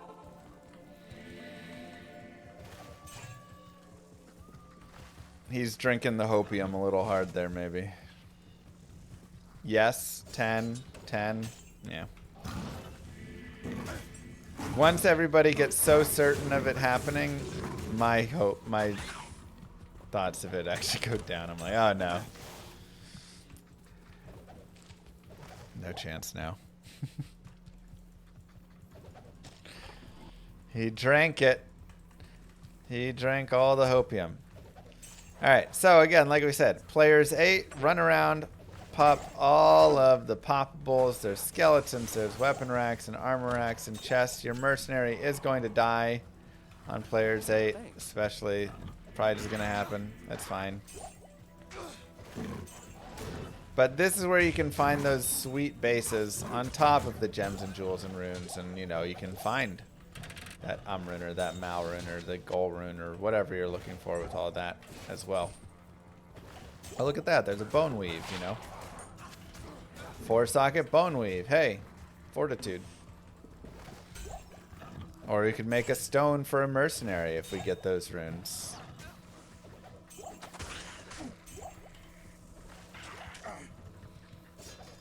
Like, tons and tons and tons and tons of poppables. All sorts of stuff. If you run this 10 times, I promise you, you will have I can't. at least one really cool thing. You know?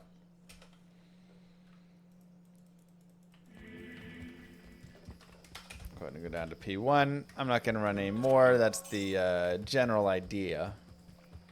But I feel pretty good. We'll go ahead and drop those.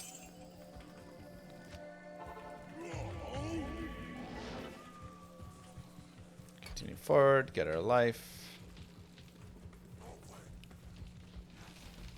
Like I say, don't really want to fight like cursed thrashers and stuff. Not my idea of a good time. We can look for a waypoint up here if we want. We can look for Serena if we want to try Serena. Go get Lame Essence Tome. As 5 stats is 20 life. And then with my battle orders being 113% life. I mean, a single Lamb Essence Tome here is worth 45 life, you know. Now, unfortunately, we did aggro, or we do have a really rough group in here. These Night Lords, so I don't love this exactly, but looks like we're doing okay. Gotta be a little careful for a Sob. That fire damage is hot.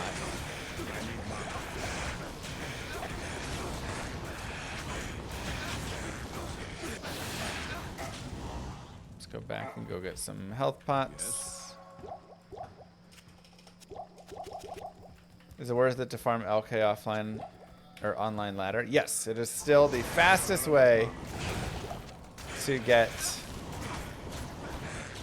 a Burr Rune. And even if you don't care for a Burr Rune, I mean, you can get your low rune there to get your grief, right? But even still, like, you're running around popping all the poppables. You're getting bases, you're getting gems, jewels. Like, you're still getting all of these really nice things. 37 to life, but required level 69. Probably a little high. Now for Serena, we can lock in right here and kind of play a little safer. Right, so we don't have to fight everybody.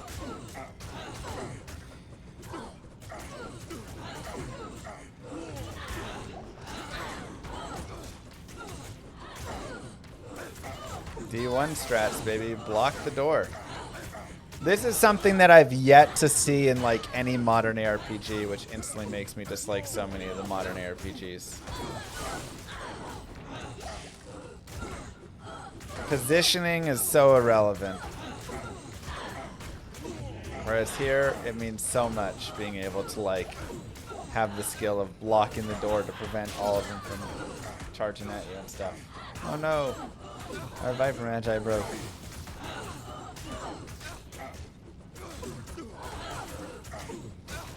Can't abuse doors equals bad ARPG. I'm just saying, it's positioning, baby. Was Kano selected for that Australian focus group? I believe he said he was invited, but he didn't go. If I'm not mistaken. I'm like, why would you not go to that? What's wrong with you?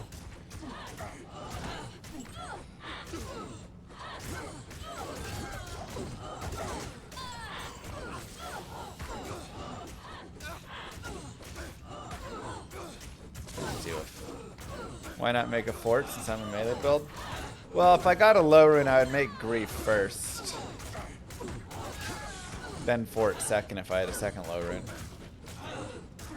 But I'm solo self-bound, so I don't have a low rune. It's a pretty big ask.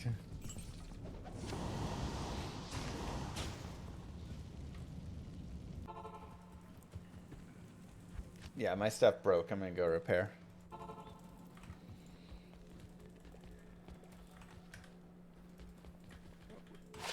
Thank all its hope.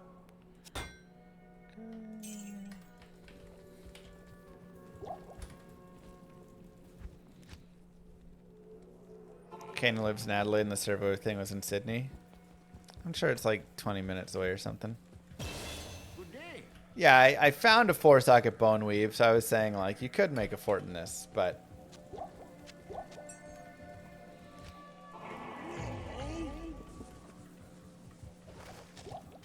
I guess I have that TP there.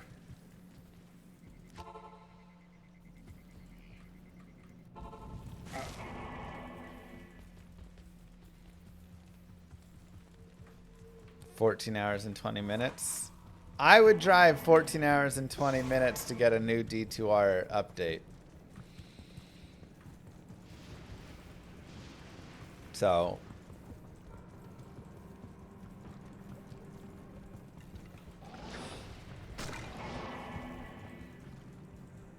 you get a low room, but you still need to farm mal. I would do fort before that. Look, fortitude is great and would work really well here, but grief is on another level. Grief is just the next level up.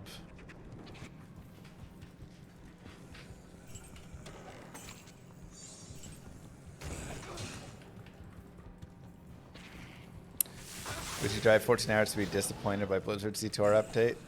I would drive 14 hours to at least be disappointed by their update so I could come back and tell everybody this is a disappointment. I don't care if I'm breaking NDA.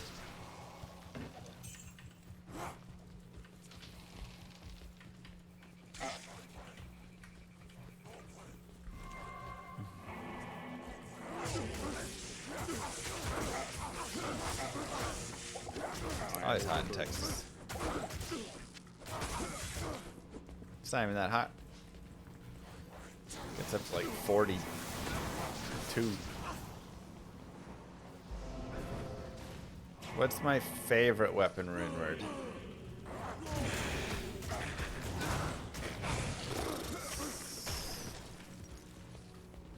Not sure.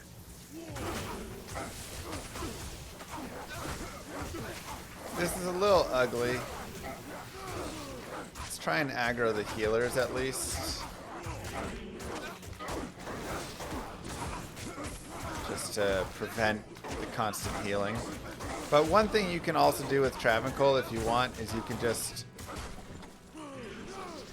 reset. Like, this is pretty bad here. We have a lot of mobs that we're dealing with.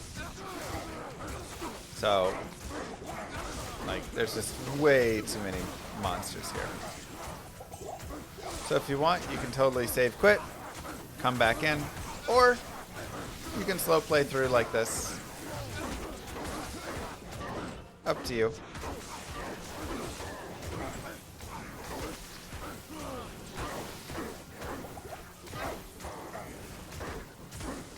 Breath of the Dying. I do love Breath of the Dying. My goodness, how many guys are we going to get?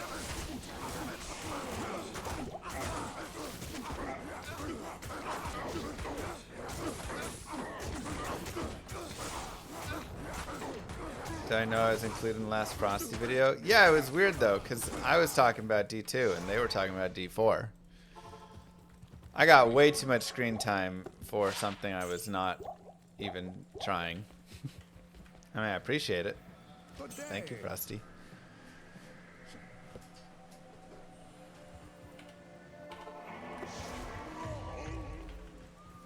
I'll always take more screen time. Oh, it's a boss.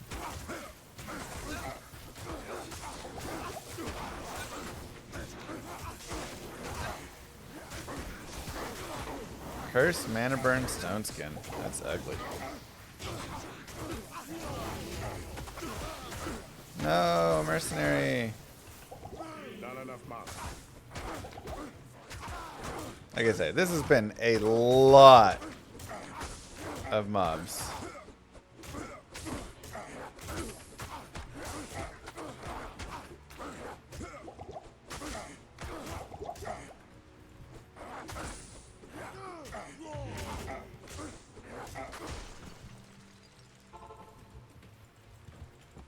Yeah, Breath of the Dying is a really fun rune word.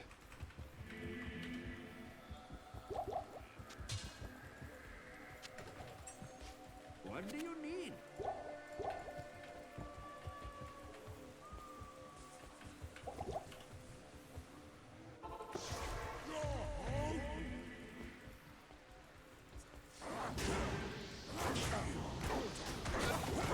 Kill Shadow Spell the Impaler.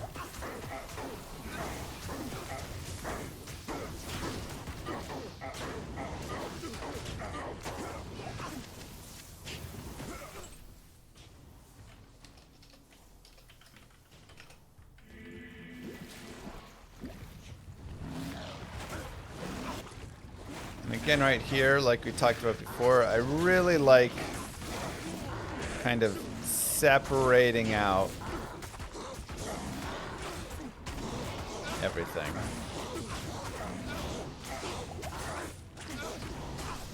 I'm just pulling them towards us here.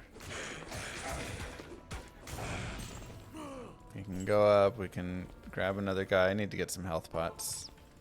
Yes. But like, you don't just want to charge in, you know. That's going to be pretty rough on this character at this point. So instead, we taunt one away. We frenzy him. We taunt another. We frenzy him. We pull one of the uniques.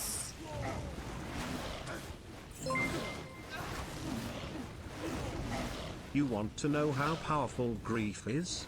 My Zealot in PD2 has an ethereal phase blade with 474 enhanced damage, 20 years, level 31 amp damage proc, and 270 flat arc. Grief does more single target damage.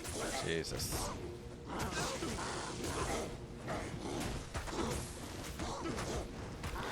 Yeah, Cold Lightning Enchanted Curse is just going to be a little bit much. Okay.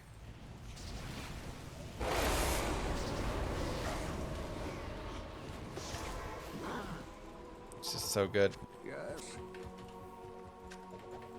Hello.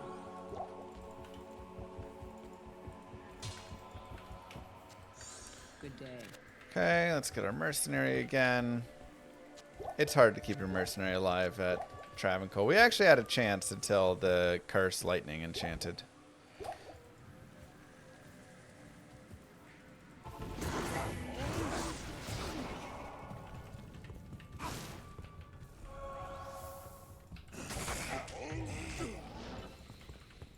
Now, there's dolls and Erdars and things like that in here, so Durance is a pretty nasty spot for this character. I'm generally just trying to move forward here and avoid. But you can fight your way through. You'll just have to be really slow and methodical with it. Now, grabbing the waypoint in level 2 can always be a good idea. Again, for some Mephisto farming. One of the best bosses to farm. I can't. In the game.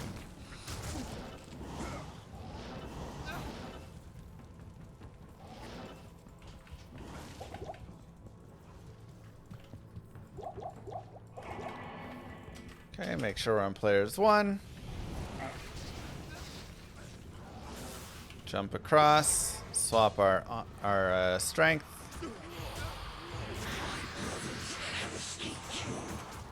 And we can take on El Mephisto.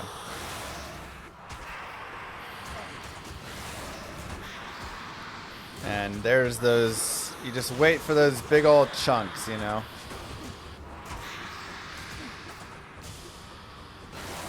That's it, man.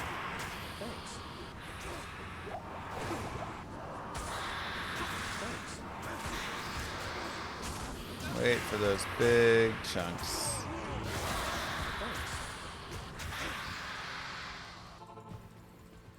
Greetings.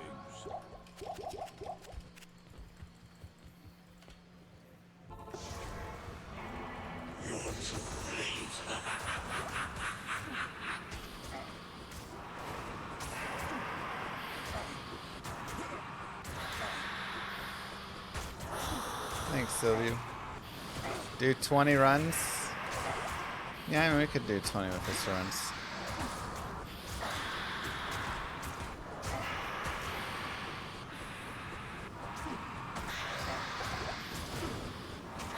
I mean, like I say, this is kind of the really fun part when you're doing these sorts of runs like this. 'Cause, yeah, you do 20 Mephisto runs and Countess runs and whatever.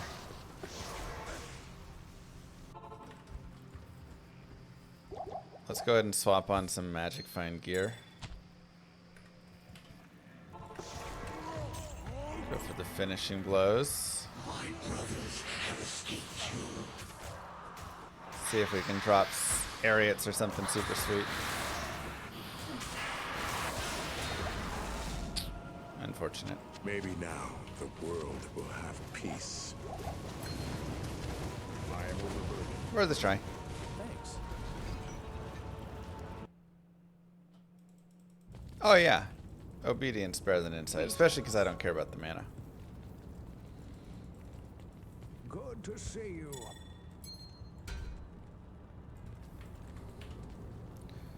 Maybe Angelic Ring? Dang, look at Imp Bar. Whoo, 230 ED.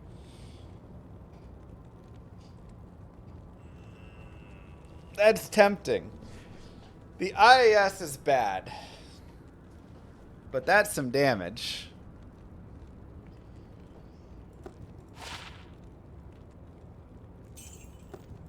Hey, we hit an Angelix. So I definitely will save this in the event that I find Angelic Ami.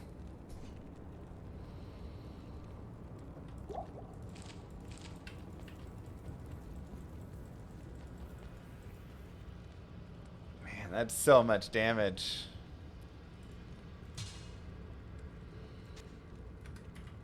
Look at this. 832 to 1390. I'll give it a shot.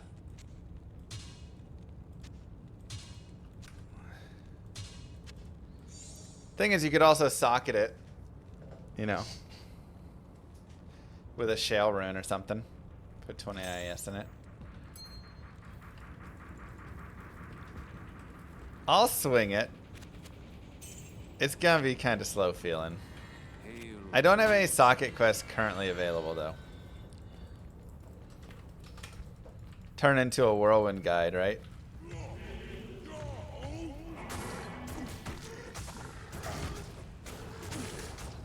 Oh, I'm still on players 8 for those guys, I think.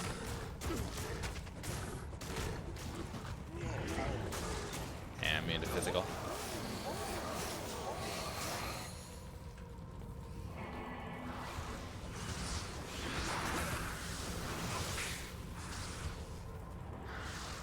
We have souls here, which I don't love. Let's try and find the exit and Isual.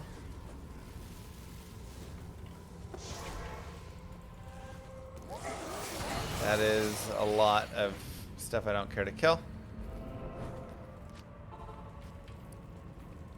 We can go look for Isual, however we do have souls, so if we run into a tough soulsy spot. Yeah, see, like there's just too many souls around Isual, so we can reset. I'm gonna go back to the honor. Greetings. Imp bar is cool, but I miss the 1 to all skills. And then just having the attack speed. Plus my attack rating is not nearly as good on it. But that is cool. It is a really cool find.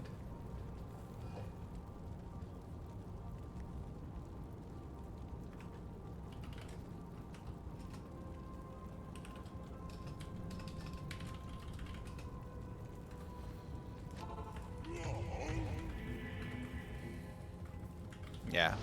AR and IS missing is probably a little too much. Nope. Okay, still bad. We'll try again. I've got IS gloves, but I'm still just kind of slow.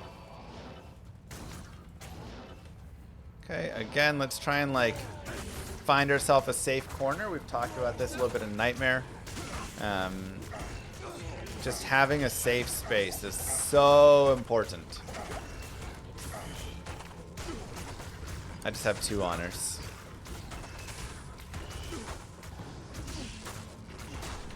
Because then you can just slowly come over here. All right, we bring the next guy.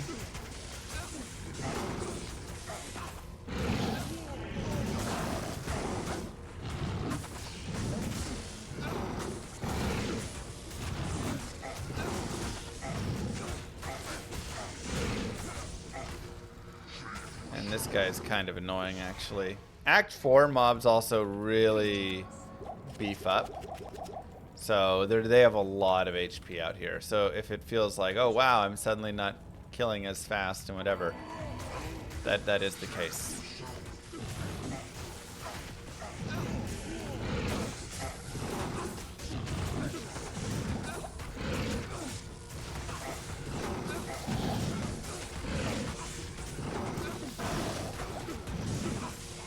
That is the case.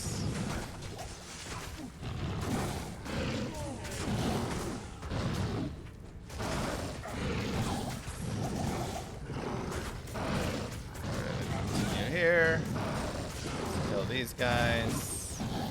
And for Isual, oh, I was gonna say we could put our strength on, but we're actually doing enough damage to Isual. I don't need strength. Chug a thawing potion for extra cold res against him. I accidentally aggroed a guy. Okay. Kill Isual, he'll die.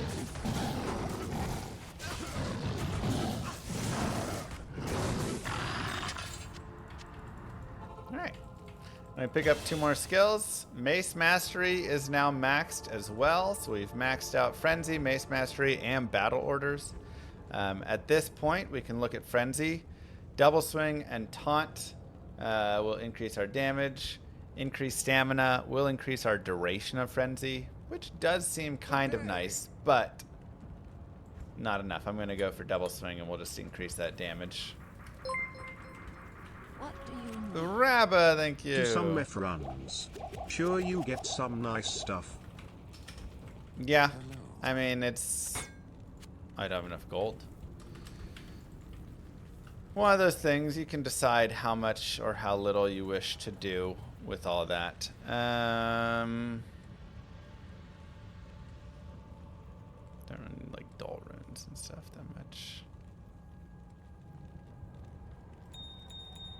Let's go ahead and at least just like make some perfect gems.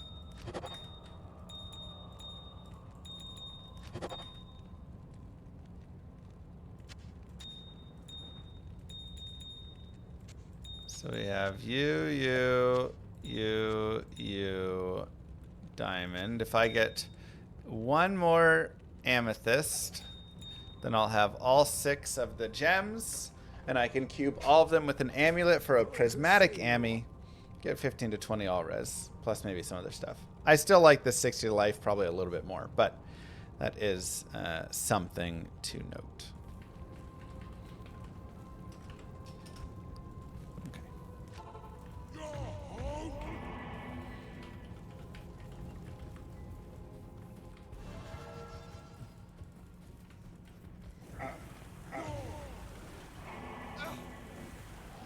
Impossible. Okay, we can go look to the Hellforge, though.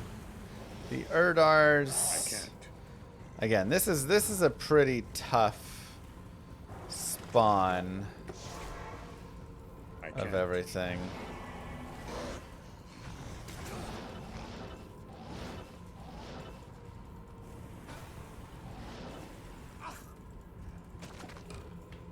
So if we want to do the forge, we're gonna have to really slow play this.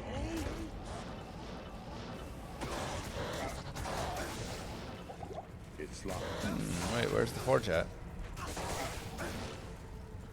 Down at the front, maybe?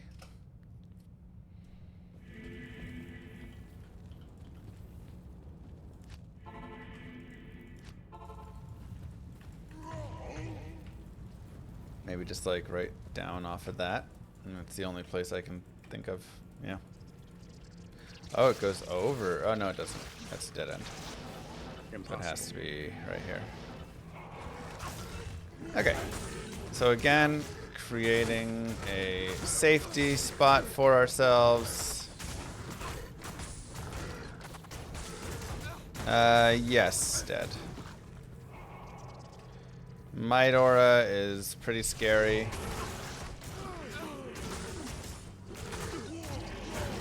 Definitely coming from Mephisto himself. And this is just a lot of spawns. Oh my god.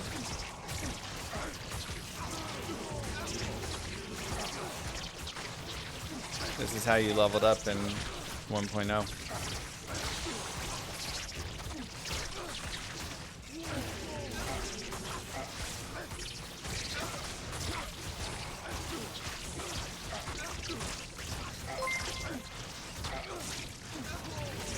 Dear Mr. Armor SC _ thank you for subscribing to Deep Thoughts, a service provided by Evo Demon. Today's Deep Thought. You always have to wipe 3 times. To know you only. What?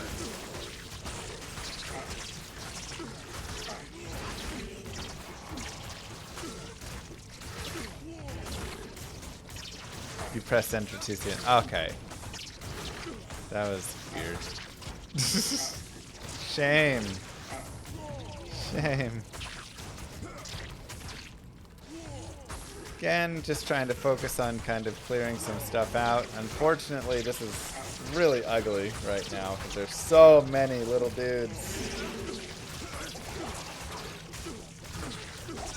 But Hellforge has Lemrune, Korune, Falrune, Umrune, you know, like so many runes that could be of big value to us.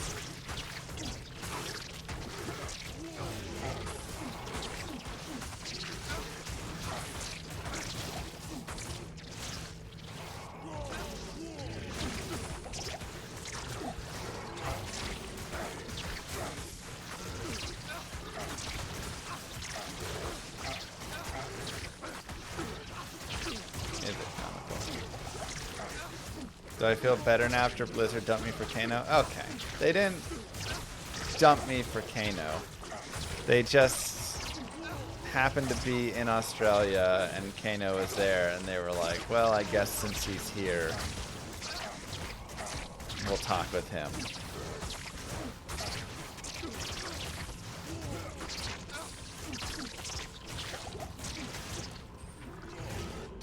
Hey, Iorune would be another bulwark for me. Or I could make a black if I wanted.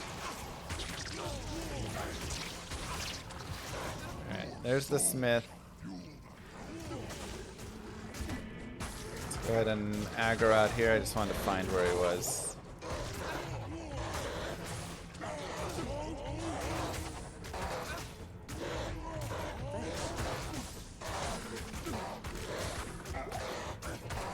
Are you in loser denial? What?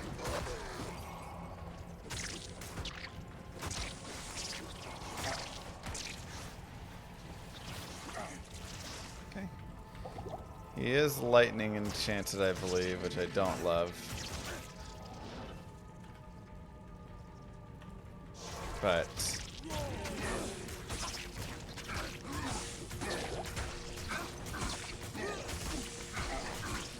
I mean, this Mephisto is going to be hard with the Might Aura. Ooh, yeah, we're out of money. Okay, we're going to sell some things and get some money. Binary Azeotrope donated X100.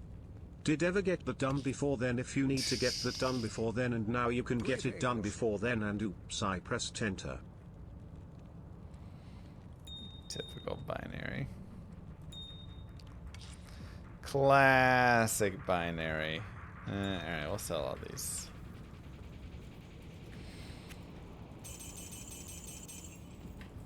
It's enough to res him twice for us. We'll go ahead and battle orders over here.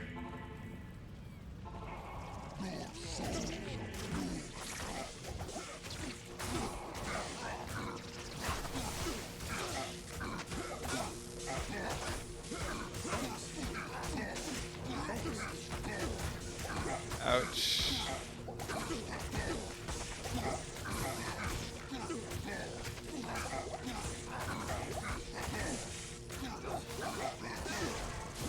Whew. Oh, he's just gonna slap. I mean, that's just gonna be what he does.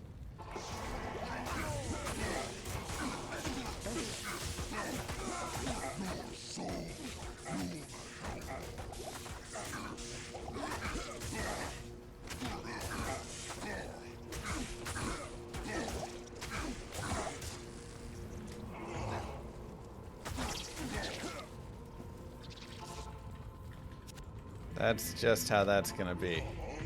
Lightning enchant, Might Aura.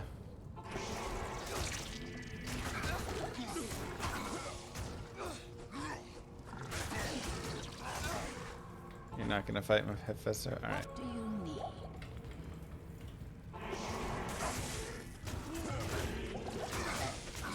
Hey, turn around to sub.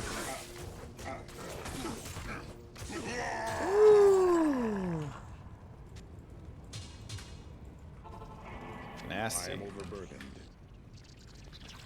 It's fine. Got the Tomb Wand. And here we go. Attempt number 2. Lemrune! Workable.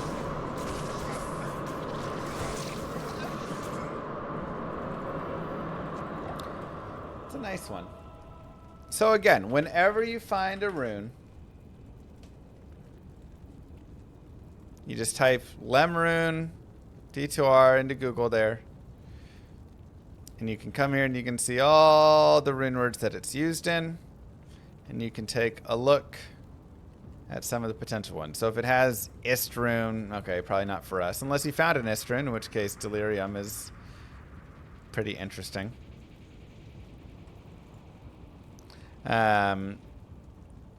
You know, Obsession, Zod, no. Lawbringer, Amlem Co, that's a maybe. Passion, okay, that's maybe usable. Rift, we don't have the goal rune, but if you did, you could look at it.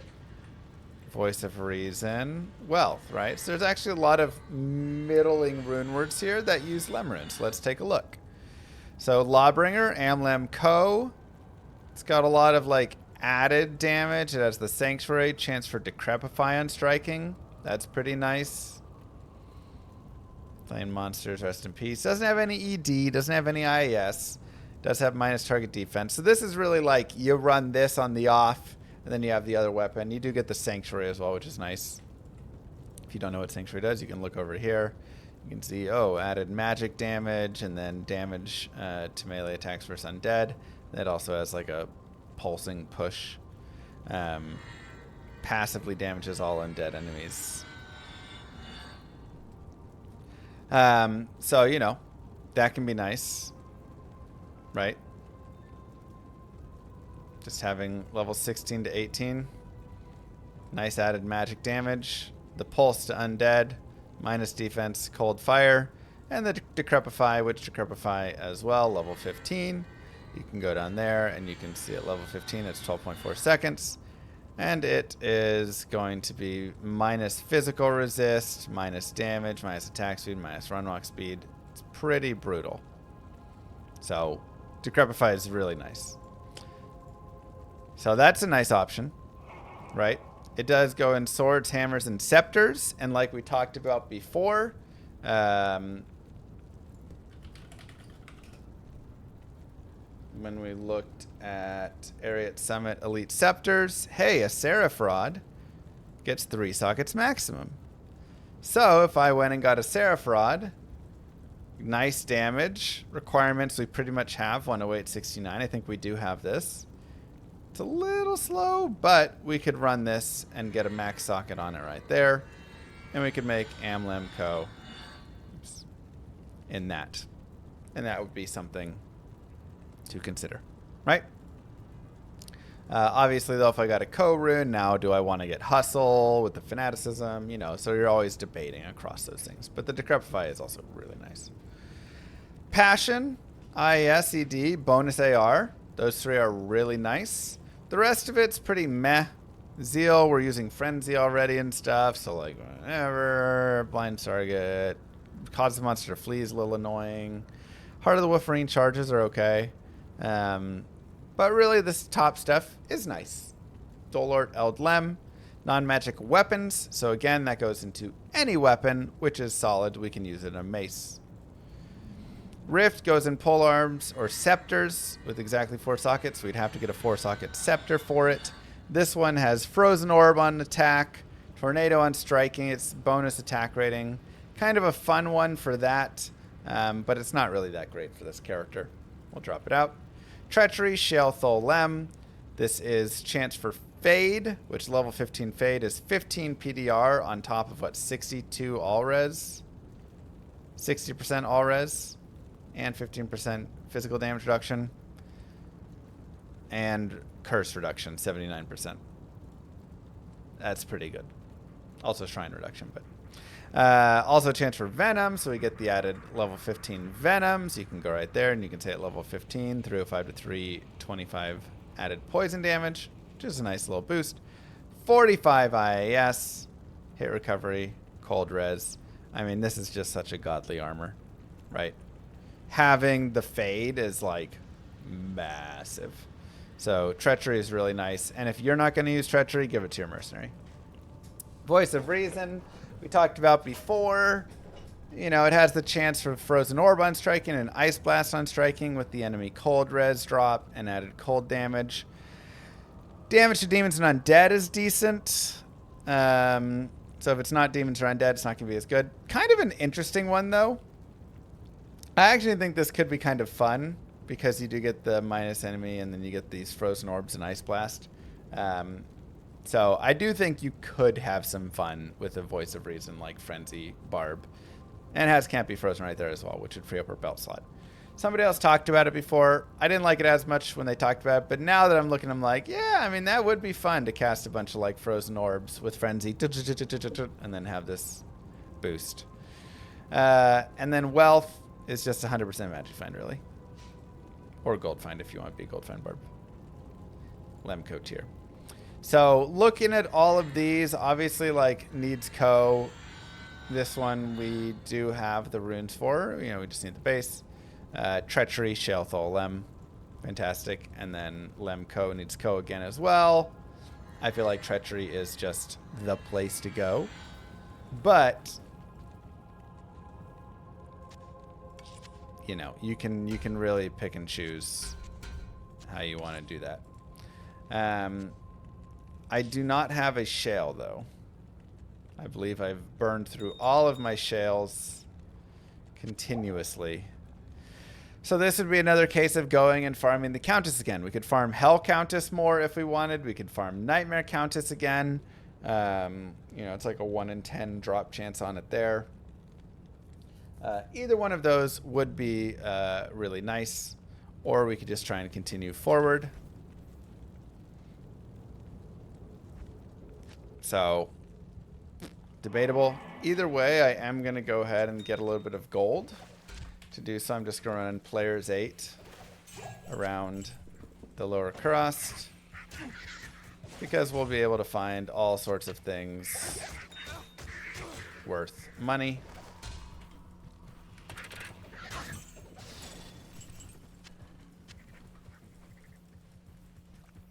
So we will do a tiny bit of this farm. What happens to the big announcement? I don't know, man. Good to see you again. Money, money, money, money, money, money. Continue.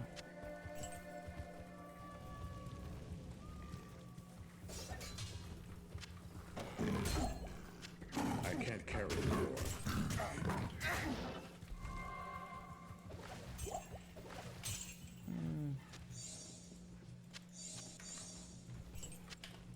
Bramble Met, sure. Greetings. Good day. Wanted necro skills.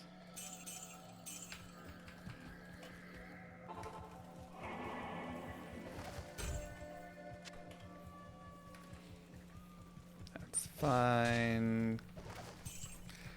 Yeah, I'm really just picking up anything that's decent money. Can have plus skills on it and all that. Plus the other things. Sounds fun, T-Wolf.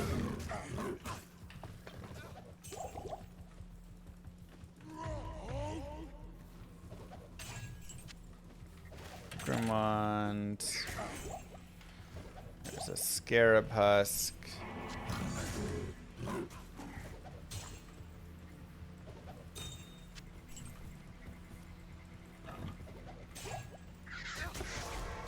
I just did a Fury Druid Guided Playthrough, I think. Right? Greetings. Money, money. 26 fire res is nice. 20 energy, some poison res. I'll sell, but...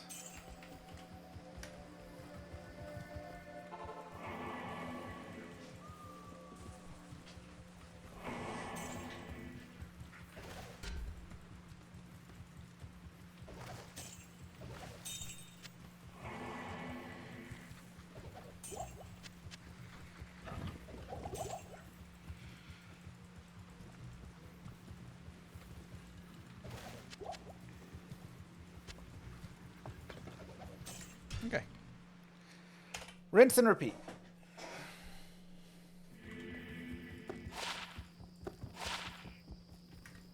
Good day.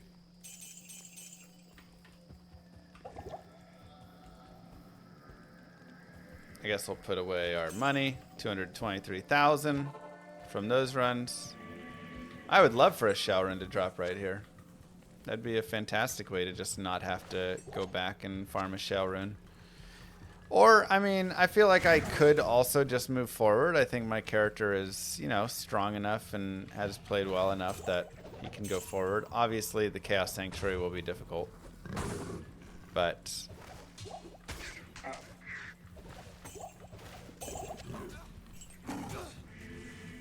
Thanks.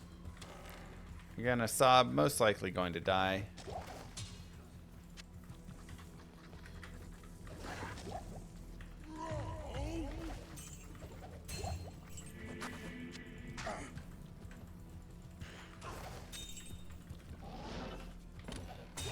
Flying axe. I can't carry anymore. I am overburdened.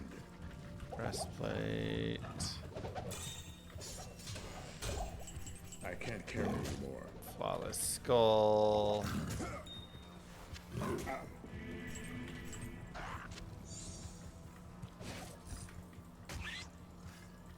Thanks.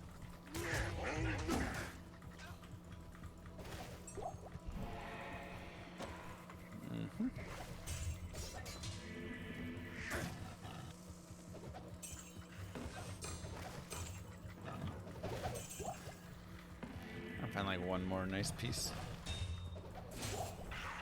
Etnax, sapphire, diamond, sure. Good to see you. Yes.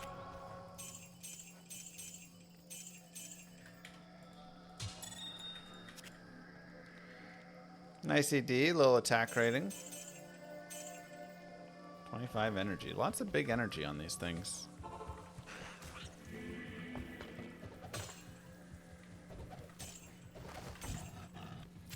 Rune, almost a shell.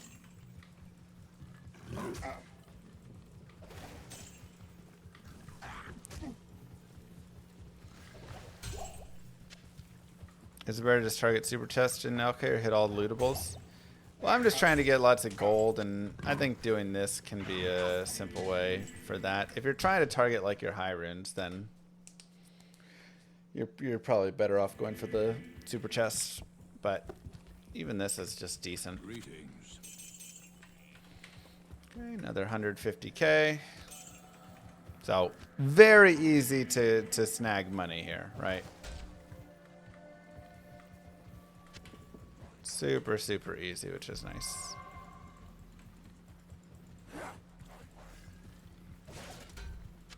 Slayer Guard, 2 socket though, nothing else.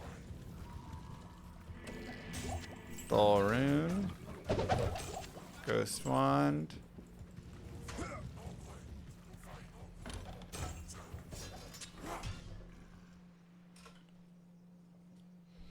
Is it worth it making a light source for Magic Find? I prefer a cold source, but light source also can be decent for it, yeah. Hey.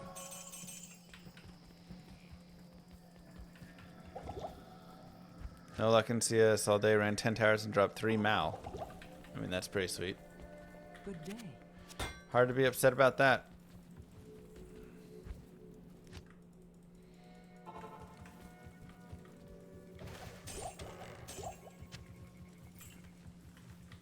Hard to be upset about that.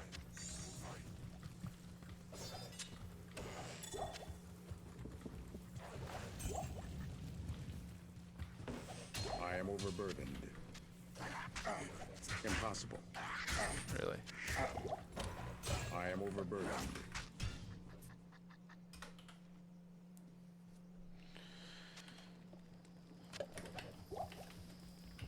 This should be enough gold. Hello. Yes. One to Amazon skills. Alright. Another 117,000. Put it away. About 400,000 there. I'm happy. Okay, so I will go ahead and head back. Let's go to the Cold Plain, Stony Field. So something you can do if you run out of... I want to go to Players 1. rejuves. As you can head back here. Might be players 8. I also do want to pick up this next level, but I want to grab some rejuve potions if possible.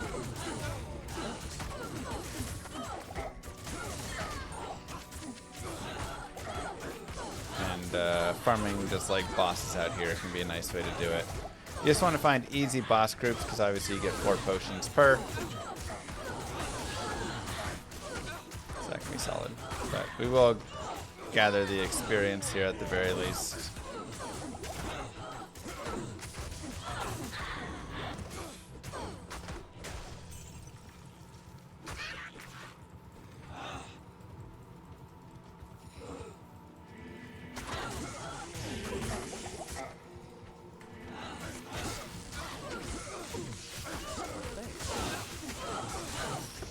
Sob, stay alive. Some tough groups there. Welcome. All the lightning enchanted is really annoying.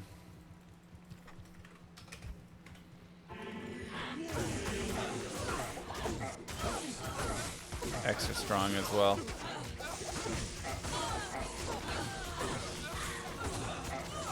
Darn. No rejuves again.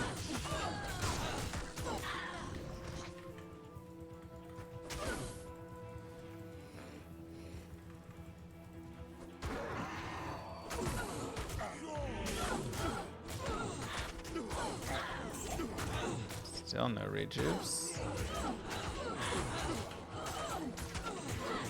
Get over here, mercenary. Okay, we got 1 rejuve. I will leave him alone. A little too tanky for me.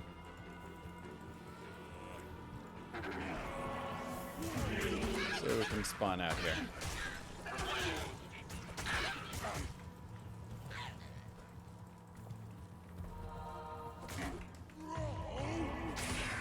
Falcrows are pretty decent bosses to just snag these rejuves off because they're pretty quick kills.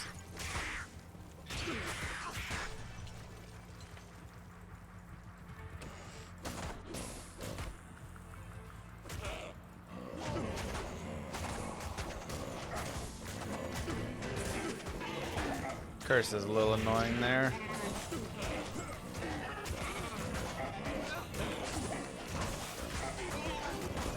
Got it, Asab. I believe in you, buddy. Nice. Got another rejuve. I am Rabbit. Thank you very much. And another point for double swing.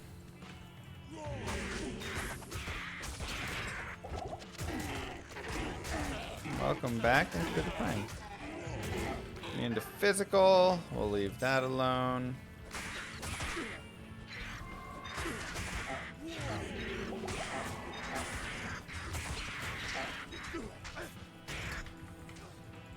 More vitality. Champions are nice. 6 potions here. Friendly reminder, use your prime. It does not auto renew. It's a good call. Rejuve, rejuve.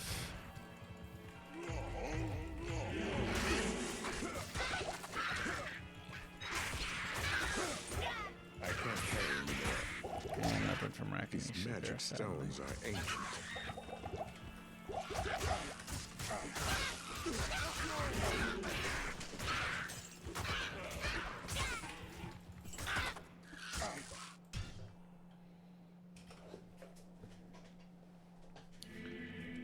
I feel stuck. What are your MF routes? Full towels? I'm definitely going and doing Mephisto. If I'm Blizzard, Chaos is not going to be great. It can be kind of tough till you get a little bit more. So I'm doing, if it's a nice Terror Zone, the Terror Zone. Otherwise, I'm doing like Indario, Mephisto, Pindle, Ancient Tunnels, and then maybe the Terror Zone. Okay, we'll go ahead and go forward. We could go back and get the Shale Rune from the, Nightmare and really kind of, slow play it there if we wanted. But go ahead and go in. And again, like we've talked about before, having a safe space is going to be very important. So that's going to kind of be my goal off the start here. Can I build a spot? It's not looking amazing. Hail to you, champion. Thanks, Doctor. Let's kind of look at what our chaos looks like here. A lot of bosses that I don't love. A lot of mobs. May end up just resetting it if there's too much stuff.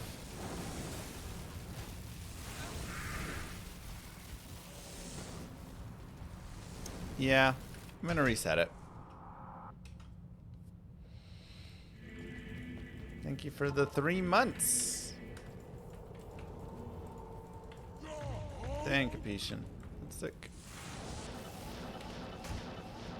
Just teleport back in.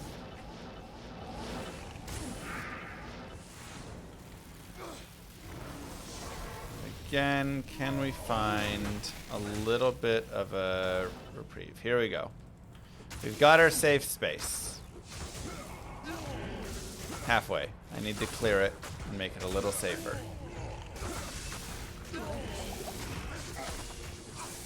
So once we kind of cleared this,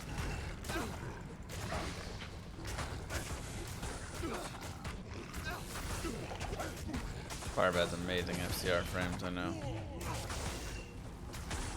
Once we clear this, this is our safe zone. So the important thing always is that whenever we come back to this safe zone, it's safe. Right? That we don't let mobs infiltrate our safe square. Because if they do,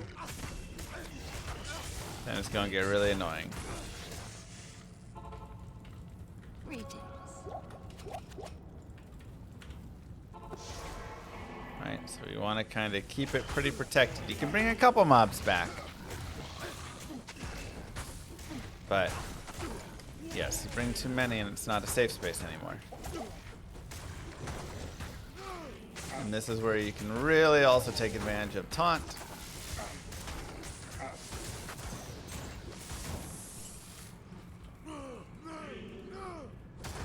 And we can just fight one guy, two guy, 3, 4, 5 at a time. Because this Barb, especially in the Chaos Sanctuary, does not fight 10 mobs well. Right?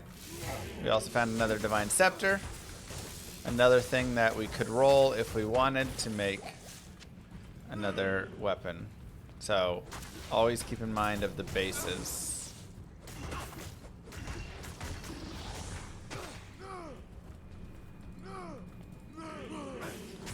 Go ahead and aggro these guys away. No. Player count, I think. But not magic find. I can't carry anymore. Remember, these guys will decrepify you when you get close to them, so you got to be careful with that. So we're always going to kind of run back.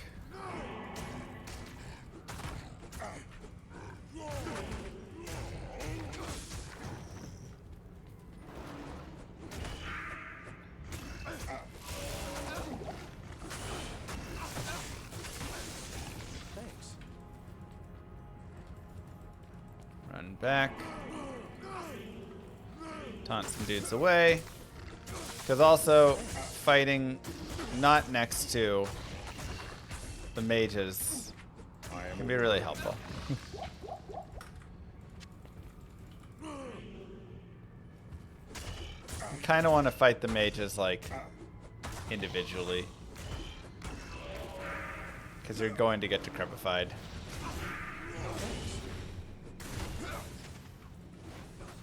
Going to absolutely demolish you and your mercenary.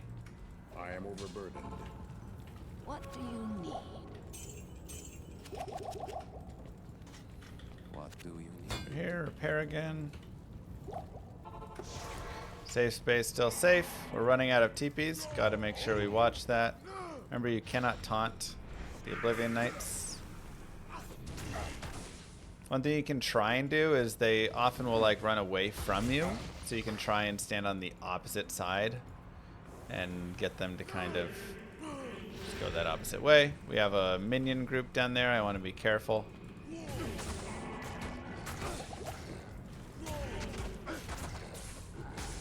And this is going to be nice and slow and simple.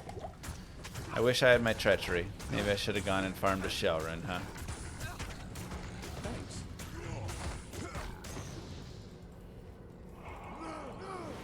We'll go ahead and taunt another couple of them.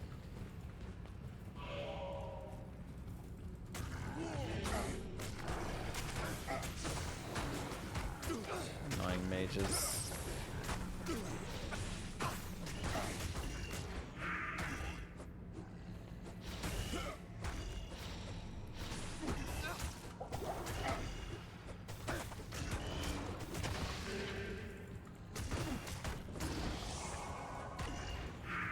And that guy has Conviction Aura as well, which is really good, right? To note that, like, this is so much better to fight now that we have just him. Extra strong, multi-shot, Conviction. Much better in a one-on-one scenario here.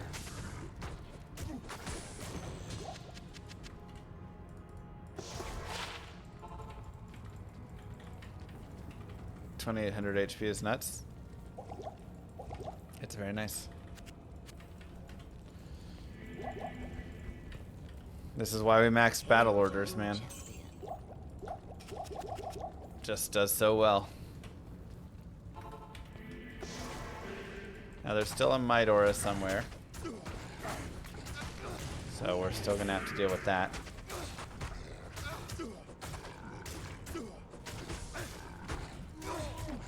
Make sure the battle orders are mercenary.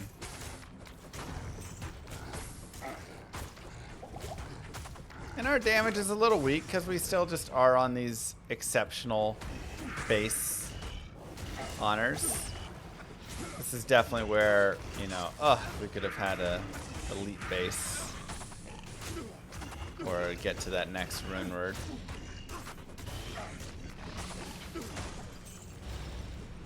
Yeah, like we're a little low on damage.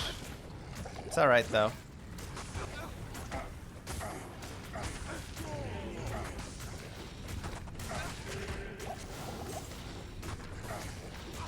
This is the way that it goes. You kind of go from being weak to strong to weak, right? Over and over as your stuff shifts. I guess there was no Might Aura. Maybe it was armor. Yeah, but I saw it on him. I don't know. Or it changed.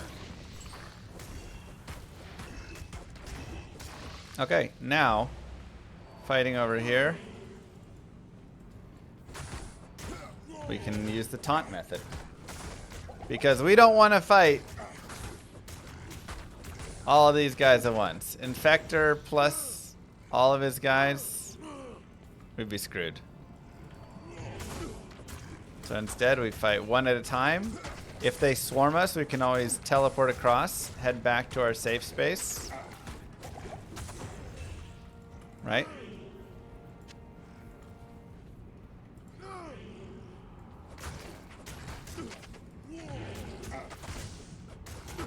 One socket mage plate.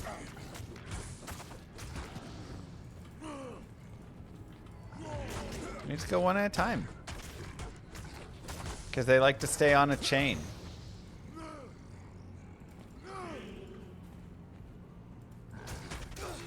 So this breaks that chain that they keep with their boss.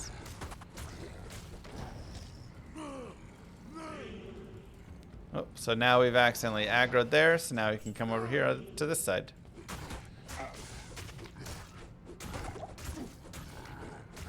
Right?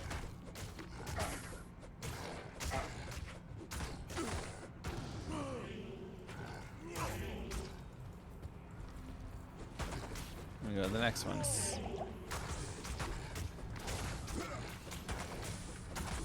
Nice and methodical. This is not your mosaic assassin. Right?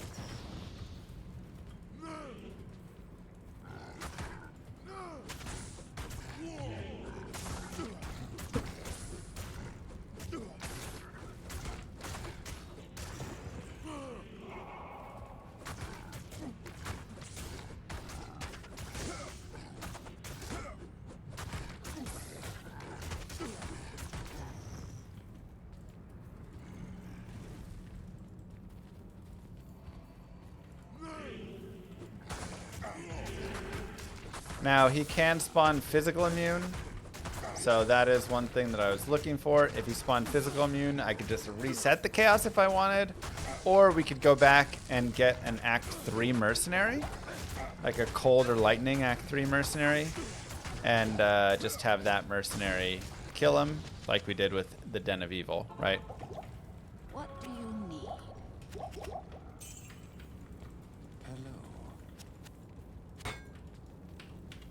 So, multi ways to deal with those. And we still may have to because Grand Vizier can spawn. I'm actually going to go get more TP scrolls just so we don't run out.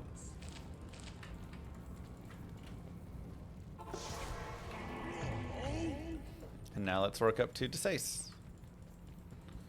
Same thing. We've got a safe space. Kind of drag mobs out. Taunt is extremely useful.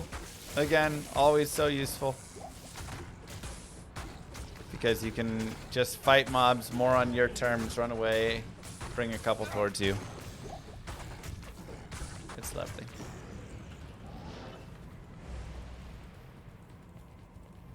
Pretty cleared chaos. I'm gonna come over here. You don't want your mercenary to aggro too much. So that's the one thing I'm a little weary of, but again, if I can just kind of draw them away, especially if I can draw them out of the line of fanaticism there, that helps a lot for these guys. Thanks.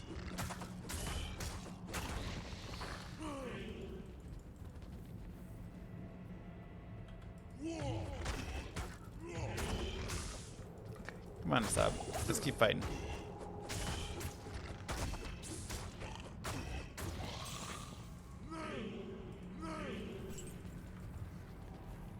Get them away from the fanaticism. Lower their damage.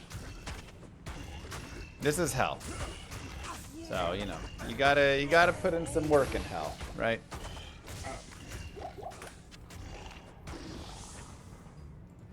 Okay.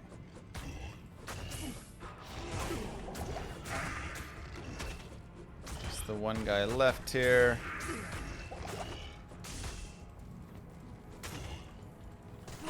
It's annoying. Let's go ahead and bring him away. That fanaticism is not fun. Not while we're being decrepified.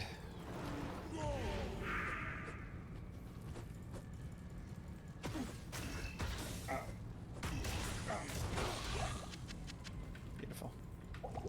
Alright. And now time for the final group.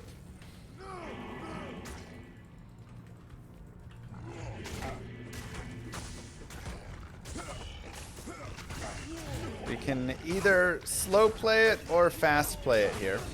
Slow play would be this again, going through and clearing everything we want. Fast play would be diving in with teleport over there. And then using like Cloak of Shadows or something from the Nadir that you made, or for us from the bassinet that we have there, Dark Sight, like, and then dragging the boss away and killing him, you know, so like is a way that we could do it, or just trying to aggro the boss in general by himself anyways. We could also just dive up here, and this is where, you know, you can be a little bit this comes down to what is your risk tolerance, right? I've come in here and I've seen this and I say, this is not too bad of an area. Stormcasters aren't that bad to deal with here. So I can come up here and I can build a little bit of a safe space up from this side. Now, obviously, when I pop this portal, it's not going to be as safe anymore up here. Summon Necrodid finishes.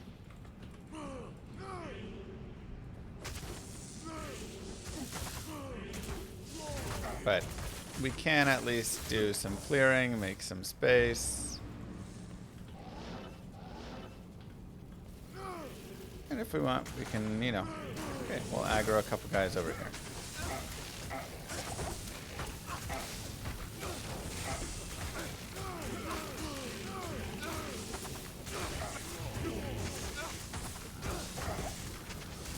Same gears yesterday for the most part. I don't think if we upgrade anything. Oops, that was an accident. Okay, he did not spawn.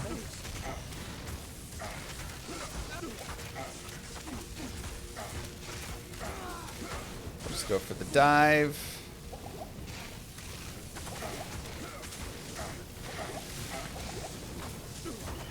Hello?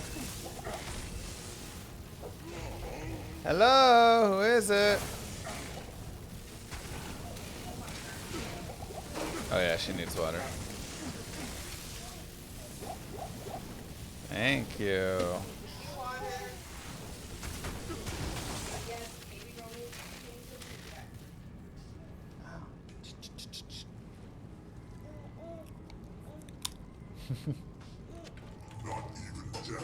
save you from me. Yeah, you already had your lunch.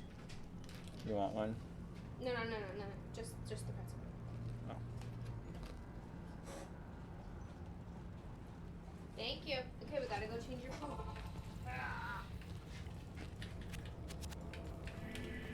Thank you. Hail to you, champion. Hail to you, champion. Drop the flail. Fine, that's whatever. Okay, we'll put our strength on. And it's Diablo time.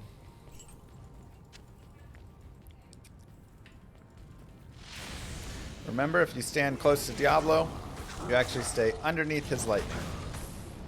And then I like to stay away from my mercenary, so when he does stuff like that, it doesn't hit my mercenary, because that can one-shot your merc.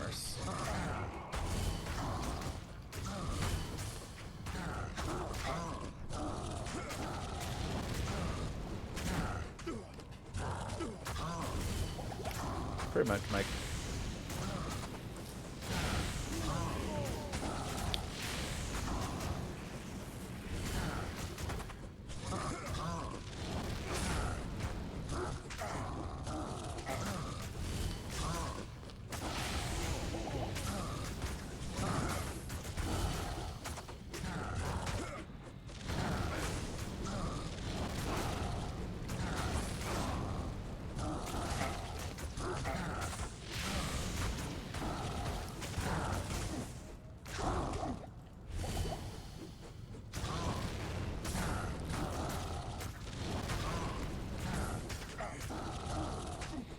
Diablo goes down pretty easy. Monarch is the earliest non-pally shield for Spirit.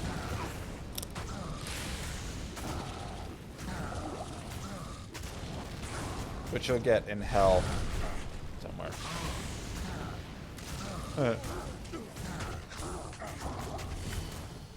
So fast. Before we kill, we can go swap our Magic Find gear on.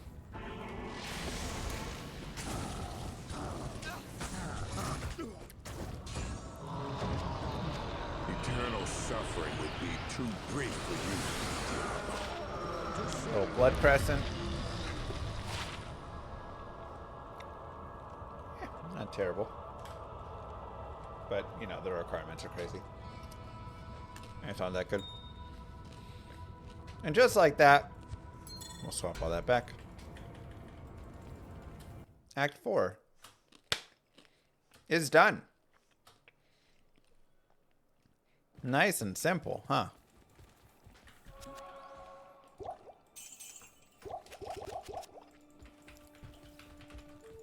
Let's continue through to act number 5.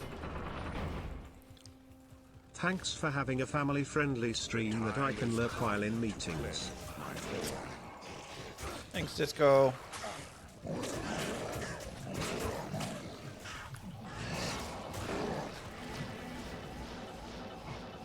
Appreciate that.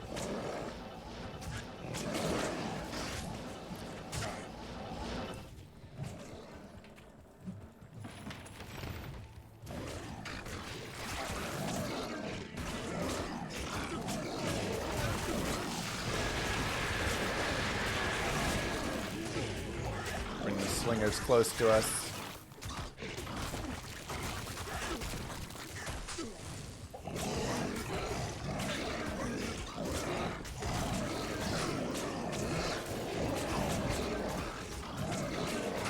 And just kill some things so we can kill Shank here. Go ahead and put the other honor on.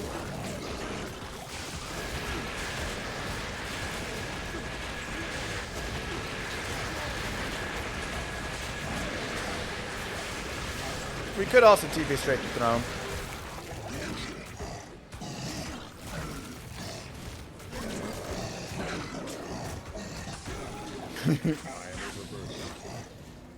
It's a pretty good representation of the sound. But we hit Eldritch. And you know what that means? You can always, as much or as little as you want, farm some Eldritch.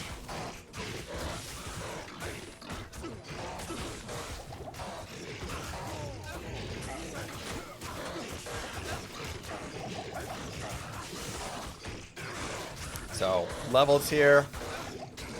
Take yourself up to 80 if you want.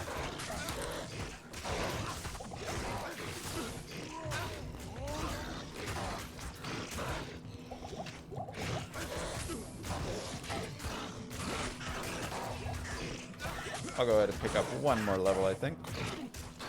Wait.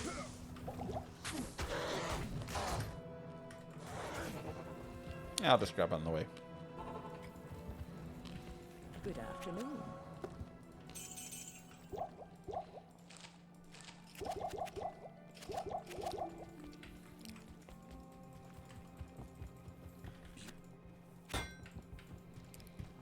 Dual honors.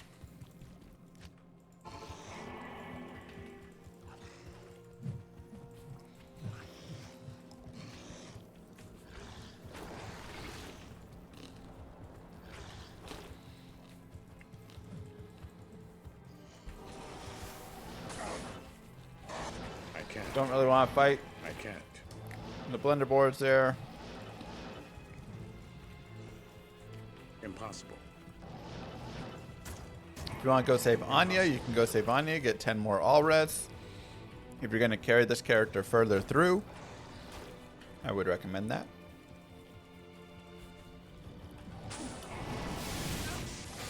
Impossible.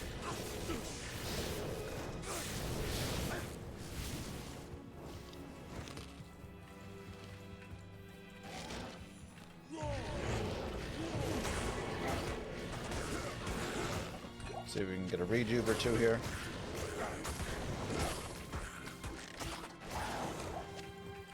Two, perfect.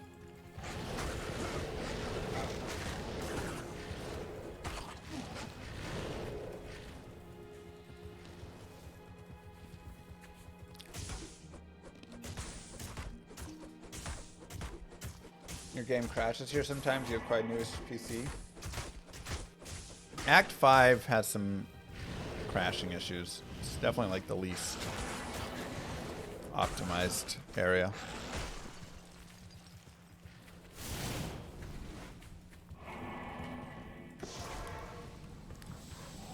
Go to crystalline.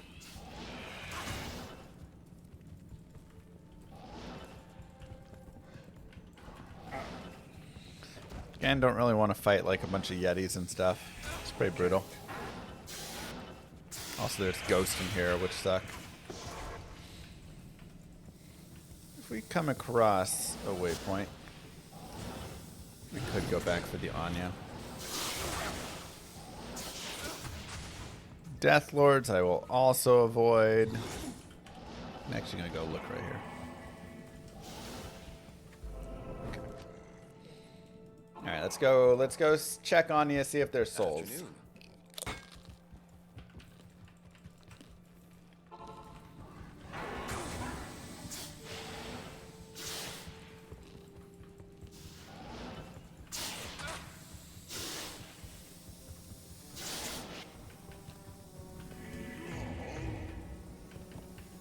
Now again, you do not need to avoid everything like I'm doing. You can go in and fight. Now ghosts here do suck. Or wraiths, because I can't do anything there.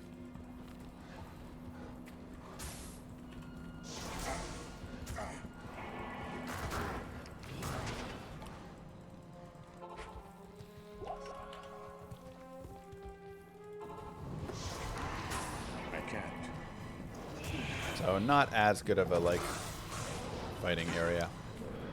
So we'll just go in and save her. Nice and simple.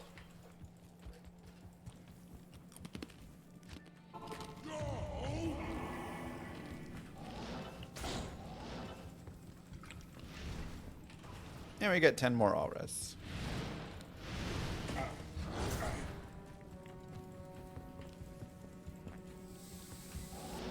Also, of course, you can do Radamans, you can do, right, all sorts of stuff.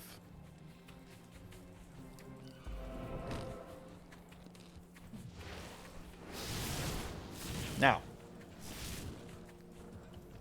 let's get ready to work our way over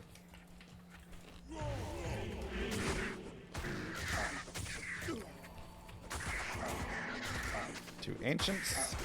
I do want to hit one more level up, and again, if I can find a couple more rejuves, I'd be happy. One more there.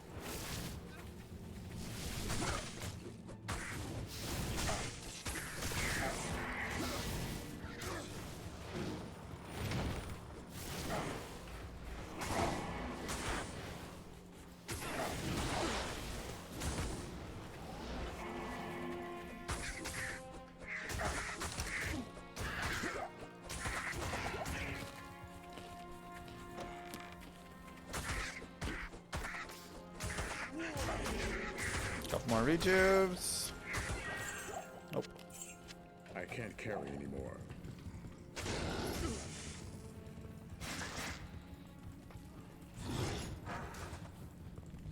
Okay. Go to the area at Summit. The Guardians of Mount Ariat open. Now, I will level just in case I die here. So again, you can go back to like Stony Field. Kill a bunch of stuff. Pick up some levels here.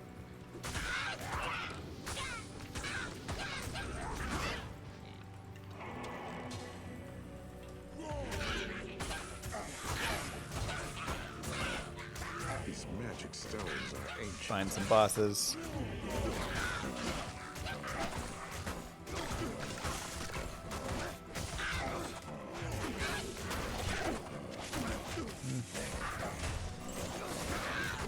Superior light plate. Oh yeah, that's right. I've got strength in there. That's fine. Half a level. There's a boss up there. No more champions. I am overburdened.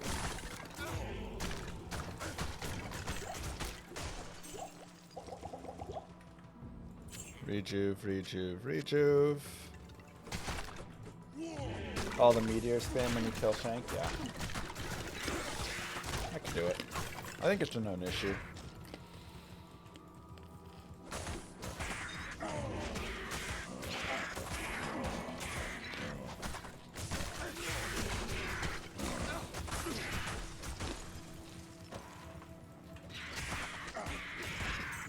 Now, will it get fixed? Probably not, but do they know about it? Yeah.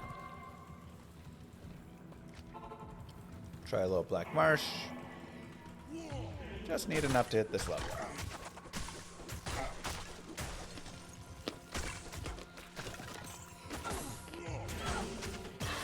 There we go.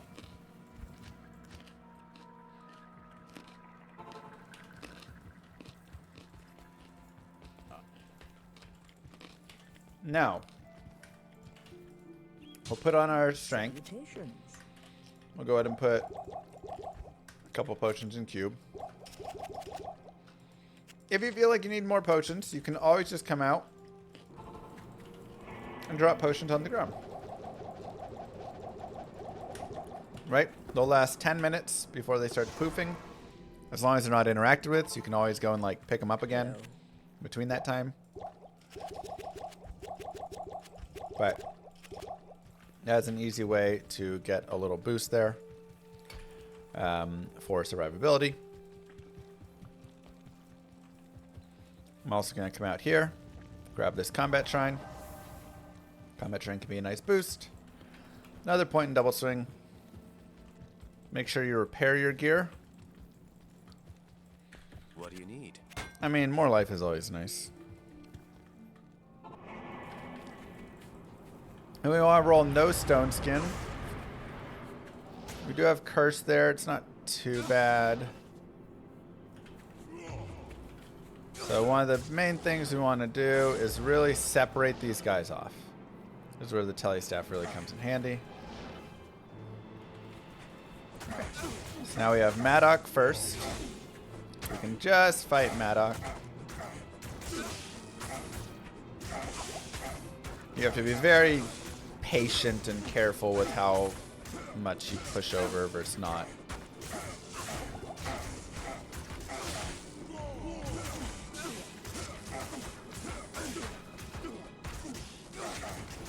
This is hell.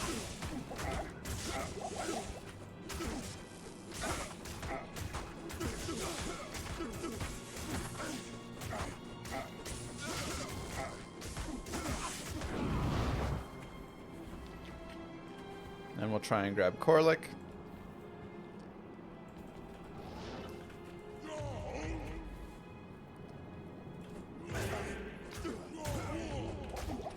He is cursed, so we gotta be a little careful.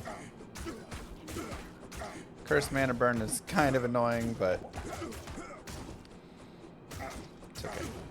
We actually hit pretty well.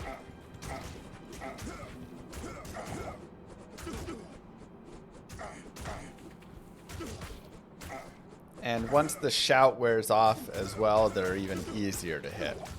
So that's why killing Maddock can be nice first, because then you kill him, he's not shouting for them. They lose that extra defense. Not enough mana.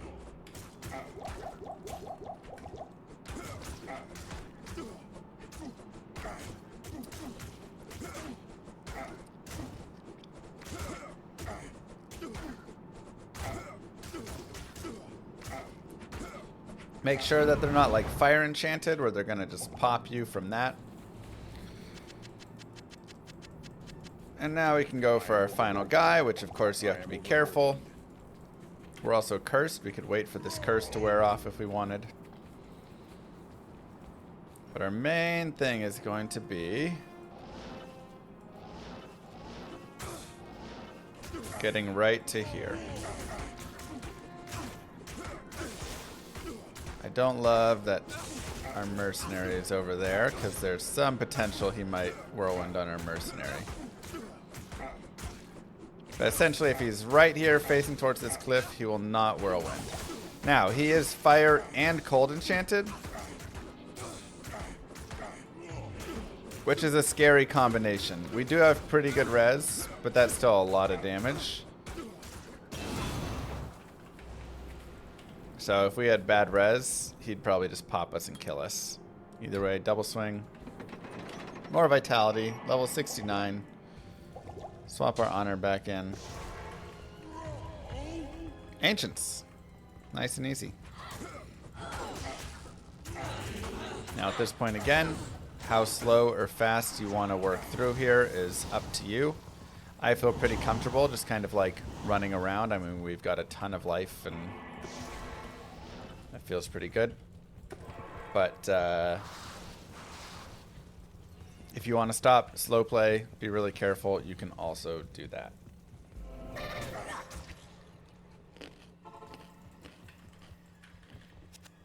Evening. Go ahead and repair.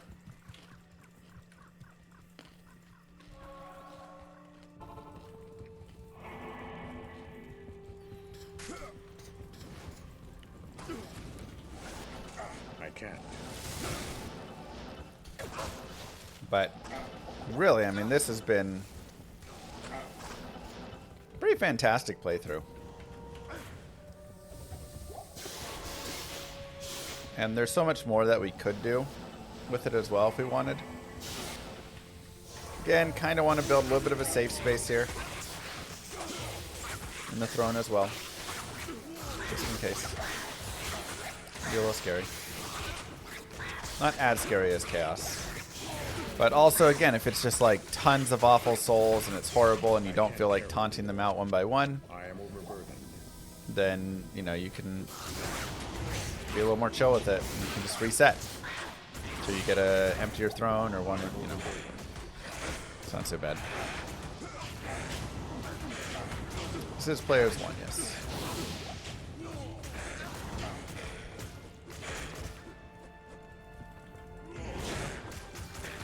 Love it, Kevin.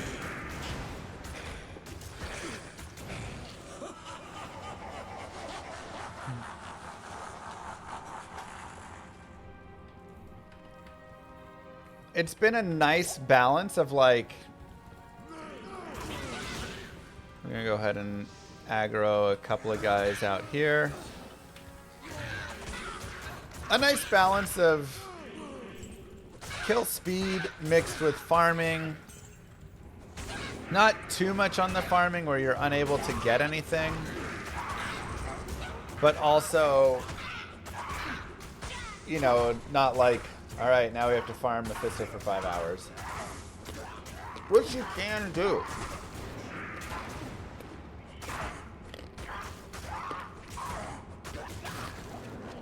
But I really wanted to show that, like,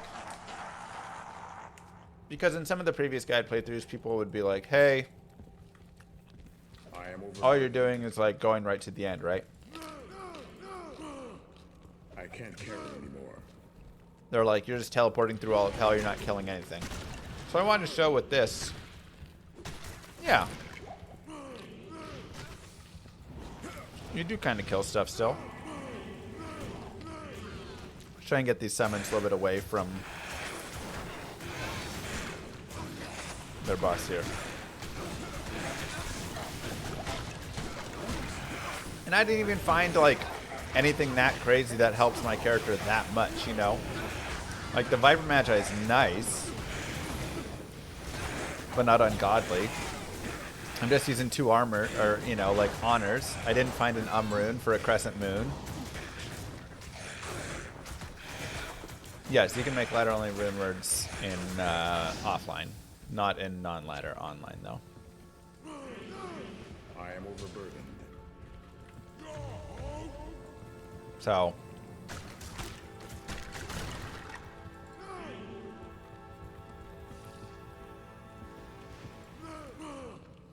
come here.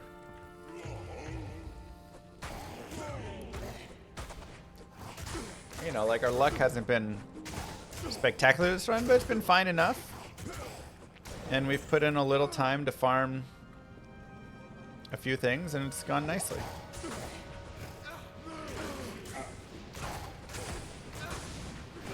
So it's just been a really, really enjoyable run in that regard.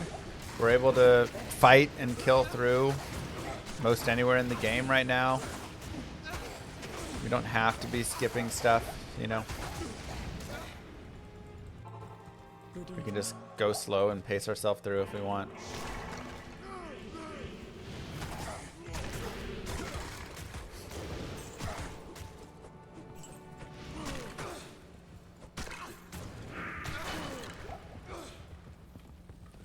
want to drag these guys away just so I don't get decrepified.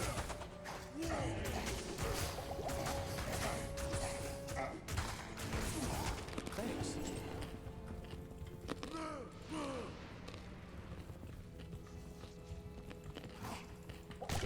Thanks.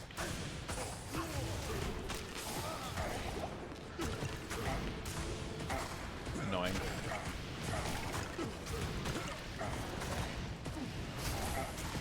Quit resurrecting everybody.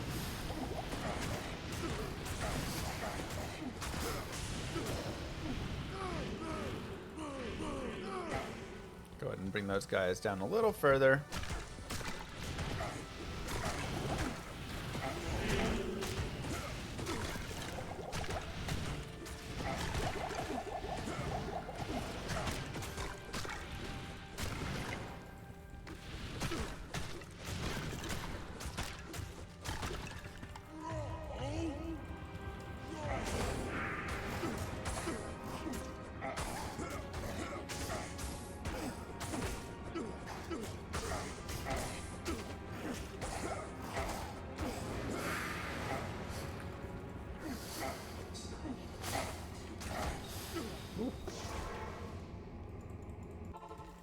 Hello. Is this the first Hellbale kill? This character? Yeah.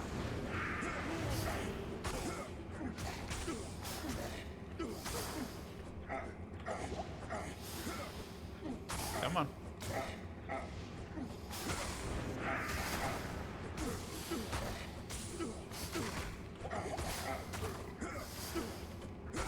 Nice and easy.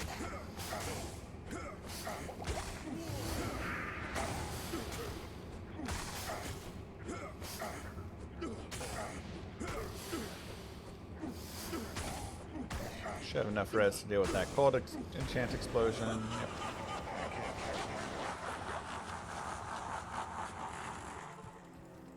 Good evening. Now wave 3 will be spicy for the mercenary. However, remember we can taunt, right?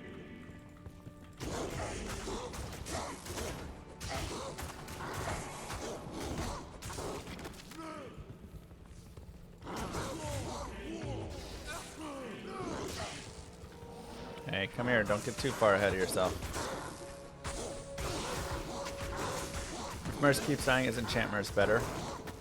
If this mercenary kept dying, I'd get a Holy Freeze mercenary instead. If that mercenary kept dying, I mean, Enchant Merc is like, okay, it'll give you a little boost, but...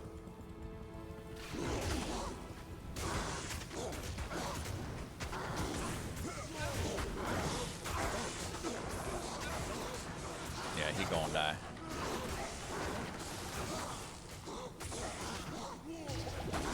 Bartek, unfortunately, between the Hydras and the Lightning Enchant is just a little too much to deal with.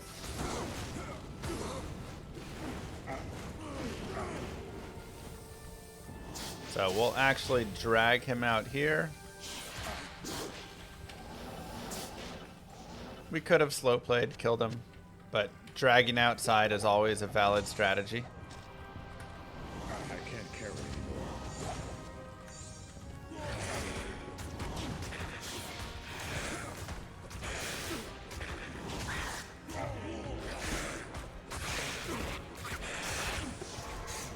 We'll get our mercenary again. Morning.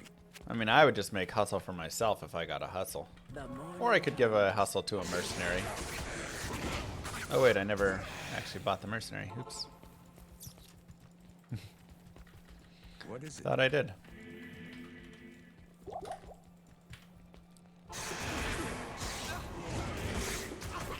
That's an using Hal for this build. So Hal is your level plus the skill level plus 1 needs to be greater than the monster's level. So at level 69, I would need to have a pretty high level of Hal.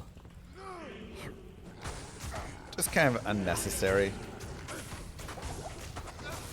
That's a lot of wasted points that I'd much rather have in damage somewhere else.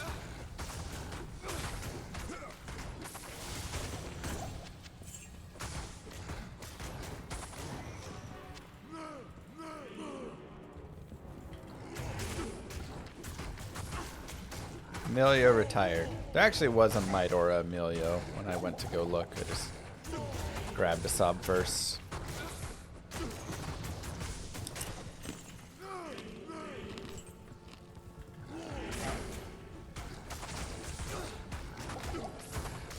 My mercenary's got good damage. She's got bulwark, which is very helpful.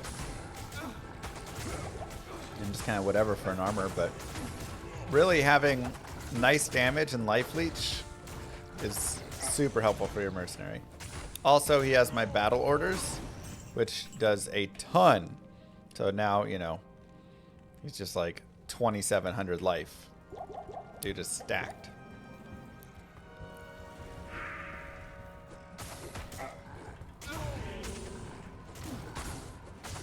So that helps a lot. We did not make anything on the Lemrune. Treachery would be what we would make. And we'd probably give it to ourselves. We could give it to him as well. I mean, it'd be great on both of us. You could also trade it back and forth. Just to proc fade for like one and the other. But I didn't have a Shell Rune. And I felt like we were strong enough we could just finish up the run.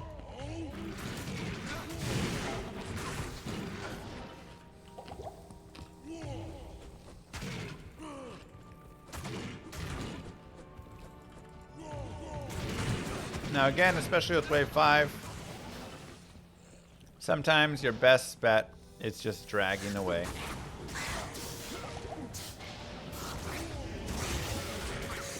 Go ahead and kill here.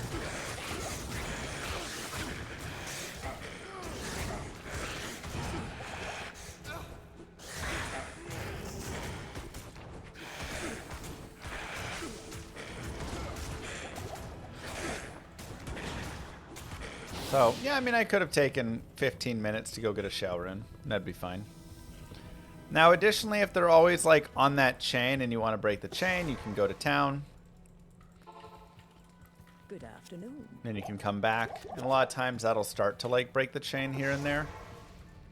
You can sometimes get them to aggro you like that. So now I can come off and I can fight just a couple of these minions instead of it being all or nothing, which is pretty brutal. Mana burn is rough.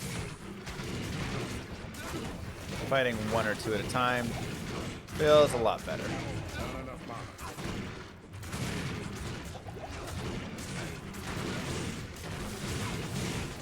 Yeah, now obviously these minions have pretty good experience,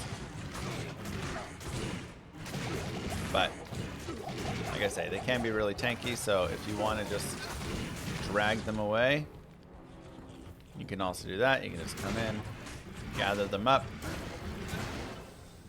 just kind of teleport down, keep them walking to you.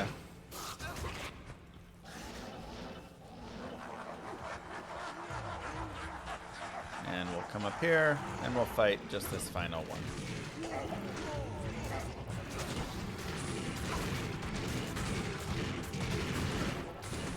I do have crushing blow, yes.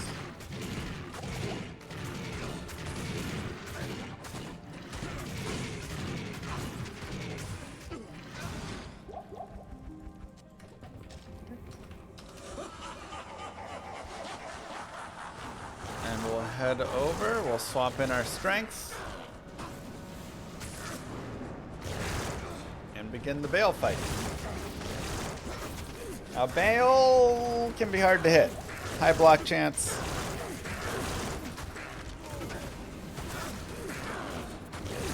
Can be really annoying. As you can see, we're not even getting any crushing blow hits off on him yet.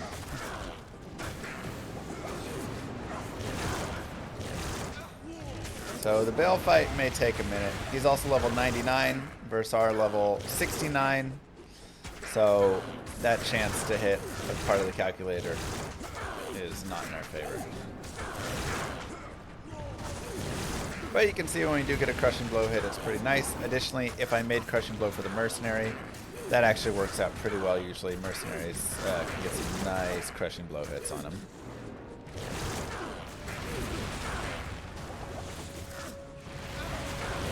You don't like dragging and skipping waves? Yeah, I mean, if you don't like it, then do what I did there before. I broke the chain, I brought a couple of them out, I could go in, bring a couple more out. Like, hey, play by whatever rules you want, you know?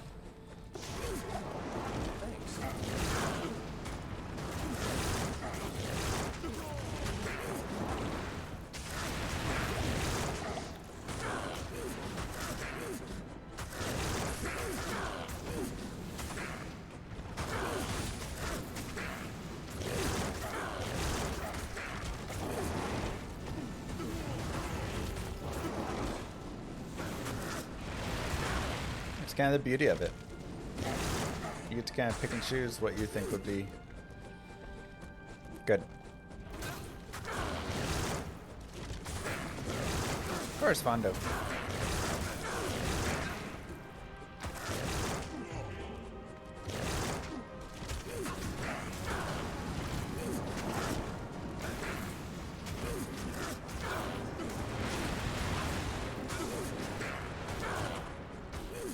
Get some health pots really fast. Salutations. Make sure we refill there.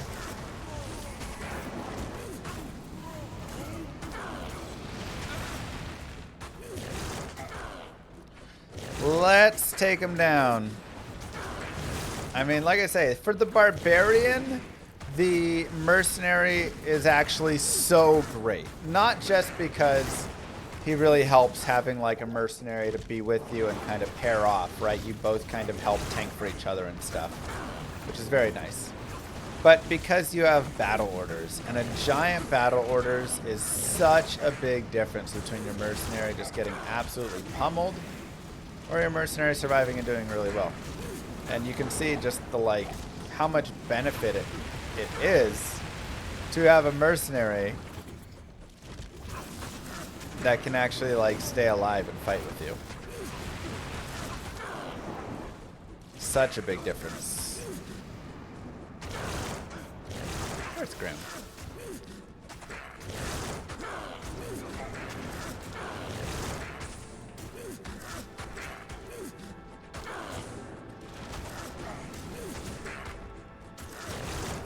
So that is like, oh, it's everything.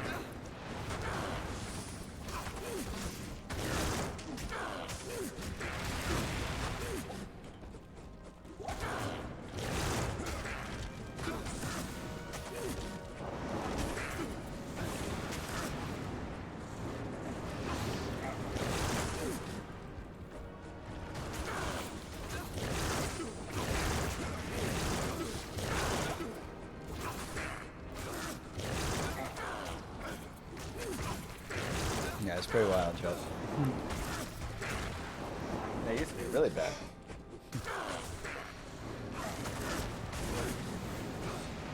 Like, they shipped with mercenaries that were completely worthless. Thanks. Pretty wild.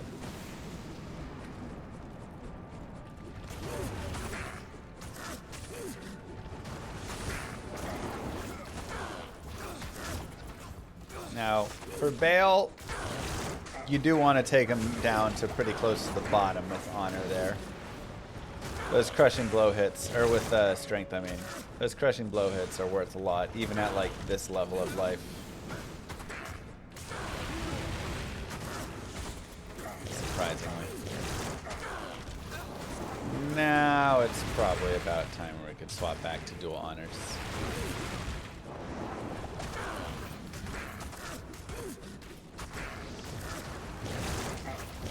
Monsters can crit, yes. That's how I die most, I would say, in speedruns.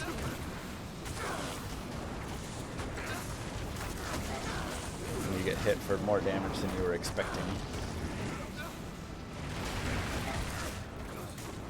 It's true, Colin.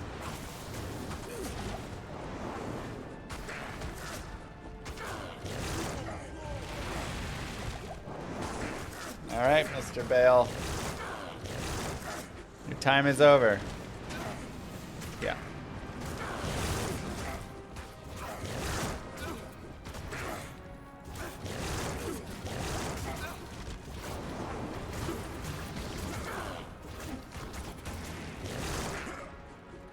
End it.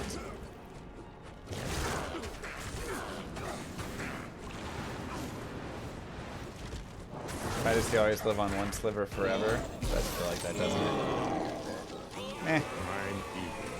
And just like that, give yourselves the clap, everybody. You are the owner of a Patriarch Frenzy Barbarian. And honestly, like I said, probably one of the best guided playthroughs that we've done. Just really fun. Really fun. We leveled up a little bit extra. We're almost 70 right here. I've been trying to do, like I said, I've been trying to do a little bit more leveling and stuff within these guided playthroughs, because when I'd go through and just go at like level 61, 62, okay, we just have to go and like get there and do that, you know, like whatever, right? So by doing a little bit more here, I feel like, yeah, we're giving a little bit extra. So maxed battle orders, maxed mace mastery, maxed frenzy. Start putting the rest in double swing. Of course, with the 1-1-1-1 all around. If you want, you could get like find item or something and do a little horking along the way. That'd totally be fine. Enough strength and dex for gear, rest and vitality. And then our gear, mercenary again, still has that insight partisan. Does him really well. Bulwark. And then we just found this off of like Mephisto or something. So just something nice. And he's got, you know, solid damage. As for us, we're still rocking the double honors. We did find a Rune. Like I said, there's a couple things we could have made with it. Probably would just make a treachery though. We found this Viper Magi, which not super great on this character, but still usable enough. 1 all skills, 29 all res, magic damage reduced by 12. Even the 30 FCR helpful for the teleframes for our teleport staff. So it's fine. I'd rather have a treachery or something here, but that's still good enough. 60 to life on this. Dual Sanders. Farmed those at the normal cows while we were searching for this, and then we got this off of Griswold. So, sure. Which is pretty funny because Griswold's a 1 in 1800 chance to drop it, and Cow King was a 1 in 50. But that's where we got that one. But we got these ones from the cows, which are just great. 40 fast run walk, 100 attack rating, and some stats. 20 IS, 40 life. That's great. Nice dual res there. A little bit of life, some AR and res here. Rings, this isn't like the greatest ring. And this is only 60 to life, so like jewelry was not that impressive, but it was fine. And then Lore Helm, which also not the best helm. I'd much rather be running Bulwark myself, but I need my mercenary to have lifesteal. That's like such an important way for him to stay alive, is being able to have lifesteal. So if you don't have lifesteal on the weapon or on your armor, like you have to have it here. So if I found another IO rune, I would definitely make one for myself. You know, or if I found Tal's helm, I could give that and take this one over or whatever, right? Like there's better helms than Lore, but it's still fine with some lightning res and battle orders. I thought that was still fine. And obviously the deaths. Just a little bit of res, AR, life over here. Didn't find any like max damage GCs or anything. That would be really nice. Those are always super cool to get. Yeah, nothing really in these drops. Yeah, and then like I said, we just have some like random magic find gear that we picked up along the way to kind of help. We have another Knout that we could roll if we want. We found a dark sight, but haven't really like found a belt good enough to use the dark sight. This would be something you could consider. Like I get 10 all res here, then I put the dark sight on, remove Death Sash. It'd be okay. We did have an angelic ring, never found an angelic Ami. We found Saigon's helm, didn't find any other Saigon's pieces. Saigon, you know, so those are like places we could get attack rating per level right there.